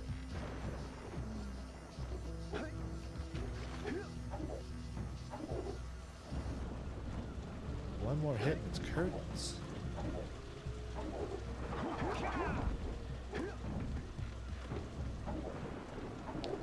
Yeah, but today, tomorrow, you don't get it. Like, the only reason people watch my streams is for this beautiful face. I'm just kidding. Oh, you talked about webcam later in the comment anyway. I was fully joking. I'm perfectly... I don't know if I will set up a webcam when I do PS5 streaming. It depends on how and where in my house I decide to do it, so... I will read your comments in just a minute. I just feel like I'm close to finding something. Gotta do some more detective work. Get those orbs.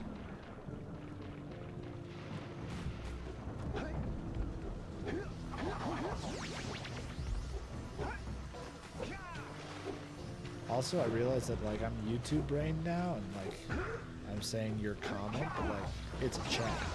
We're chatting. I missed one behind me. Fuck. All right. So not in here. This is where the ambush was. Let me go back. Let me go back. All right. Where am I? Okay. I'm guessing when you say, "Oh, holy fuck!" They're right there. Thanks, buddy. They're right. No, you were right. It was right behind me.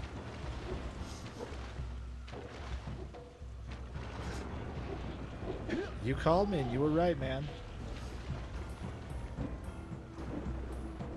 Stupid fucking bird. Forgot to turn around.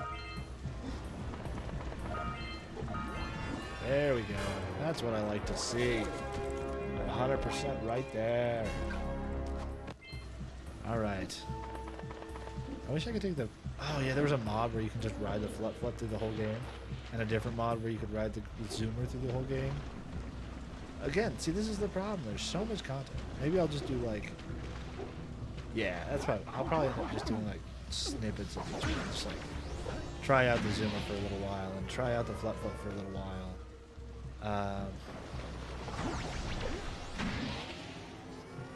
And just like, you know, half an hour to an hour each. So I don't have to do the content forever. I probably won't do a full playthrough with any of them unless they're super cool. Just, you know, have a little fun with them. I think I'll do that at some point. Especially if trying to do the same thing over and over again starts getting stale. Which I can imagine it would. Which way's faster? Oh well, I'm going this way now. Oh, never mind, that way's scary.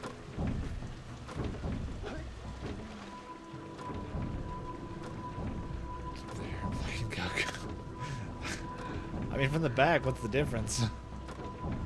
Alright, sorry. Okay, stream on PS5, capture card, webcam, and overlay the rest. You just go to tour. Yeah, that's the thing. It's always, it always seems like it shouldn't be like a very painful process to get streaming up on PS5. I just have never had a reason to. And right now, my PS5 is in my bedroom. And I do not want to stream from there for multiple reasons. Most importantly, just because like I stream when people are sleeping. So I would probably end up having to move that, and if I move that, it's probably just gonna be right down here where my computer is. And if that's the case, then like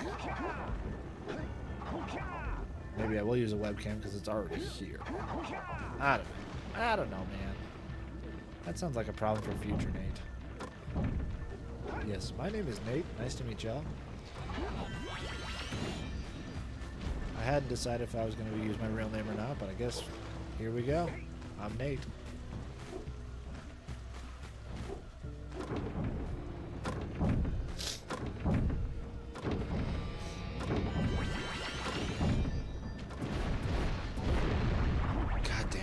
so fucking close to having another hit.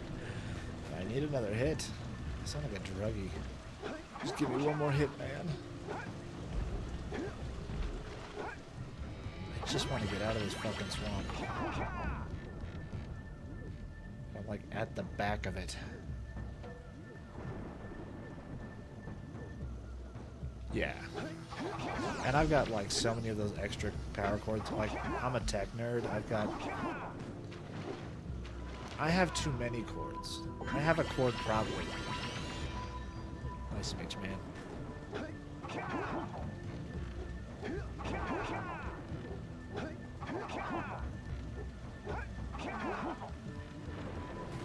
So I definitely have enough cords that it wouldn't be hard for me to move it. It's mainly just like doing it. It's like most things in life, like the idea is simple. Actually getting up the motivation and the willpower to actually do anything, man, that's where the rubber meets the road. That's where it gets hard.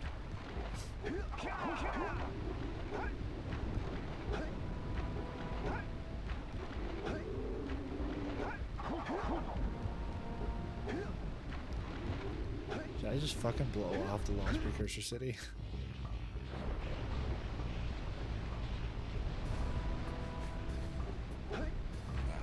But I think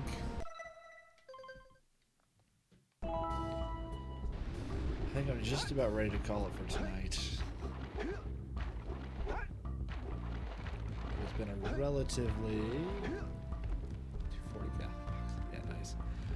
I had a cord box, and then it became multiple cord boxes, and now I have just too many.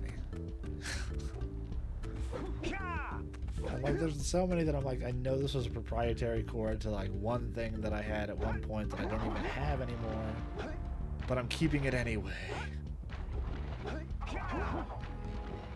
Exactly. Never mind the fact that like one of the cords that's most likely for people to need from me is one that I will never have because I don't do iPhone, so I don't have a lightning cable,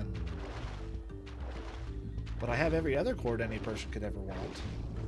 I probably somewhere have a cord like one of those old, what were the 18-pin iPod power connector things. I've got some of those, probably. Modern iPhone? No. Don't have that, though.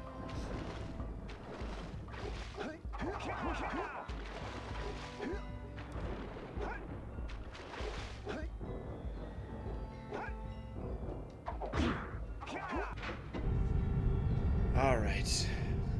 I'm coming down here just so that I can save in level. I don't have to take the time walking back here next time.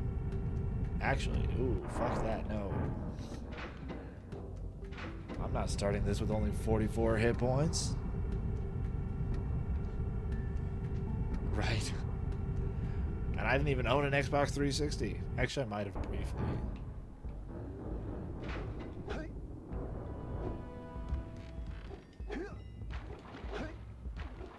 Man, the power cords on those Xboxes, those are just like beastly.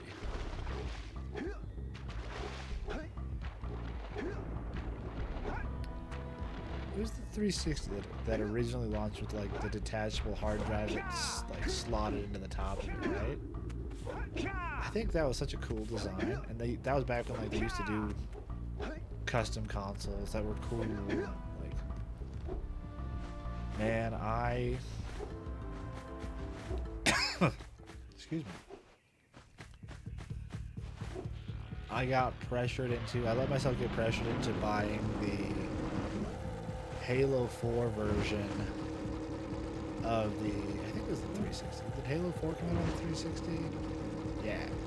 Like, I got the Halo 4 edition with the, it was like electric blue with like white lines all over it, and the controller was sweet, and I had that for a while. Then I sold it after I got married because we were poor, and, you know, getting money for things is good.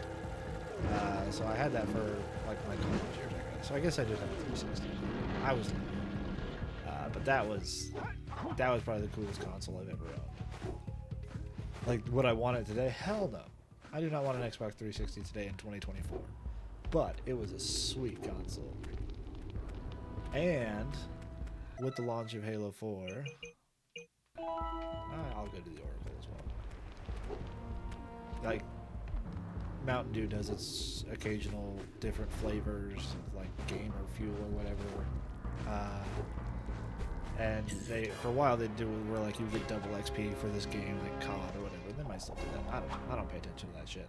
But it was the one they came out with for Halo 4 was also like the best flavor of Mountain Dew I've ever had in my life. My brother-in-law told me it sounds like I was in an abusive relationship with Mountain Dew because I told him, like, I keep trying all the new flavors they come out with because, like, at one point they had, like, one of the best sodas I've ever had and it was so good, and I keep going back and trying. He's like, dude, that sounds like an abusive relationship. And he's not wrong. But, yeah, so that was a sweet time. I was a freshman in college. Had a roommate that also got Halo 4, and we would do like LAN parties in my dorm room with just tons of Mountain Dew. Because I was Mormon, so I went to Brigham Young University where there's no alcohol, and that was a party. And it was a party. I had a blast, but a little different than most colleges probably, I imagine. Baja Blast is good, but this specific flavor of Gamer Fuel, or Game Fuel, or whatever, like, because every version they do for games is for each like specific game is a different flavor. So like I've tried many of them, and none of them touch this. Right? I was just like, I've got several kids. I got 4 kids, and 3 of them are old enough to like that they game. They game together, not well, but they game.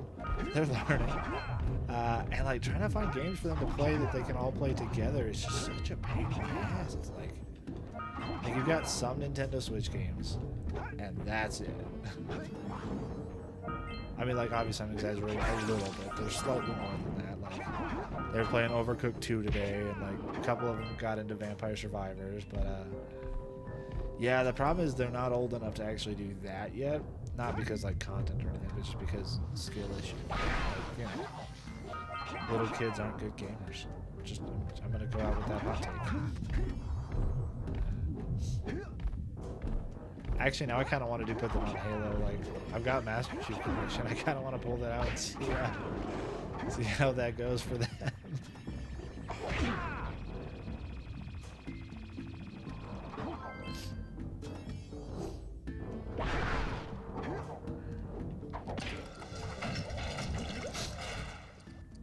That's. And what is it? Is Halo Legendary or is it like? I think Legendary is the highest, but man, I am rusty. I haven't played Halo in a while. Legendary is the highest, right? Oh, nice. Funnily enough, I've never actually, well, I've played it for maybe like 10 minutes to help them get them set up, but like, I haven't played much Overcooked 2. Looks fun though. Good party game.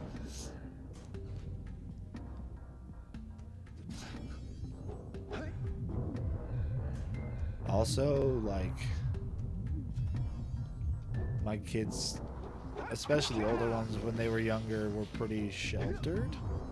I sheltered them more than I care to now. So, like, my older ones, my oldest, he's 8, and he still refuses to watch Wreck-It Ralph because he tried to watch it, and the bugs scared him.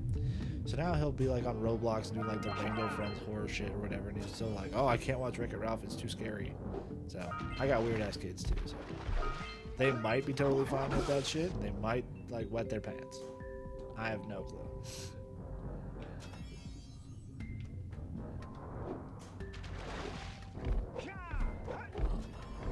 And like maybe it was just me that was weird as a kid, but like it feels like kids these days,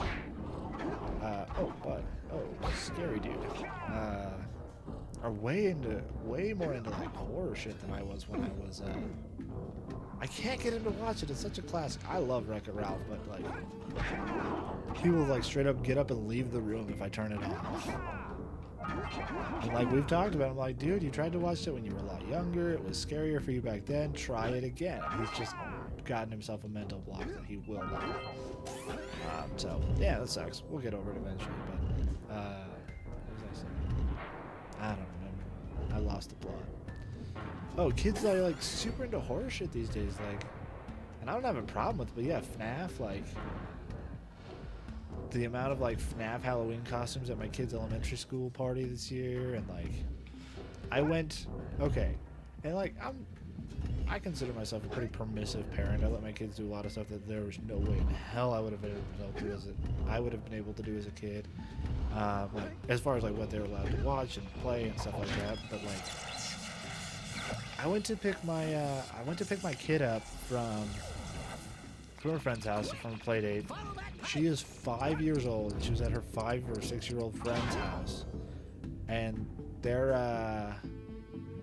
like 8-year-old older sister was in the house, in the front room, and Lily, my daughter, and her friend were like walking around and like kind of in the room and kind of in and out, so I'm not really paying attention. But like the 8-year-old's watching Squid Games. And I'm just like, what? I don't even watch that. Like, I'm a wuss, and that's like a bit much. Like, I haven't seen it. It's probably fine, but like, I'm not super into horror or gore or anything like that. So like, that's shit that I don't watch. It's like 8-year-old kids around here watching that. I don't know. Yeah, Hello Neighbor's an interesting one though, because like. Didn't it have like a whole lot of buzz when it was coming out, and they were like releasing new alphas and shit like that, and people were like, oh, this is the coolest thing, and then by the time it came out, like they'd been using the alphas to like either try to figure out what people were going to theorize about it so they could beat them so people couldn't figure it out, or for whatever reason they changed it to basically make it shit. Fuck, I shouldn't have done this level. God damn Hey, it. Jack! Can I have your insect collection? I feel like this is just where I get to these days. Alright, well, it was a good run. It's been a party. Now I really think I'm gonna head out though. Hope you all have a good night. We will do this again sometime soon. I should set a fixed schedule and stick to it, but that's just not how I roll. I'll be back sometime. Hope you guys have a great night. Joel, I'll probably stop in your stream at some point, if not tonight, another time. But thanks for being here. Thanks for chatting. Hope you have a good one. Have a great night. Stay safe. Stay warm. Peace out, Justin. Thanks for being here.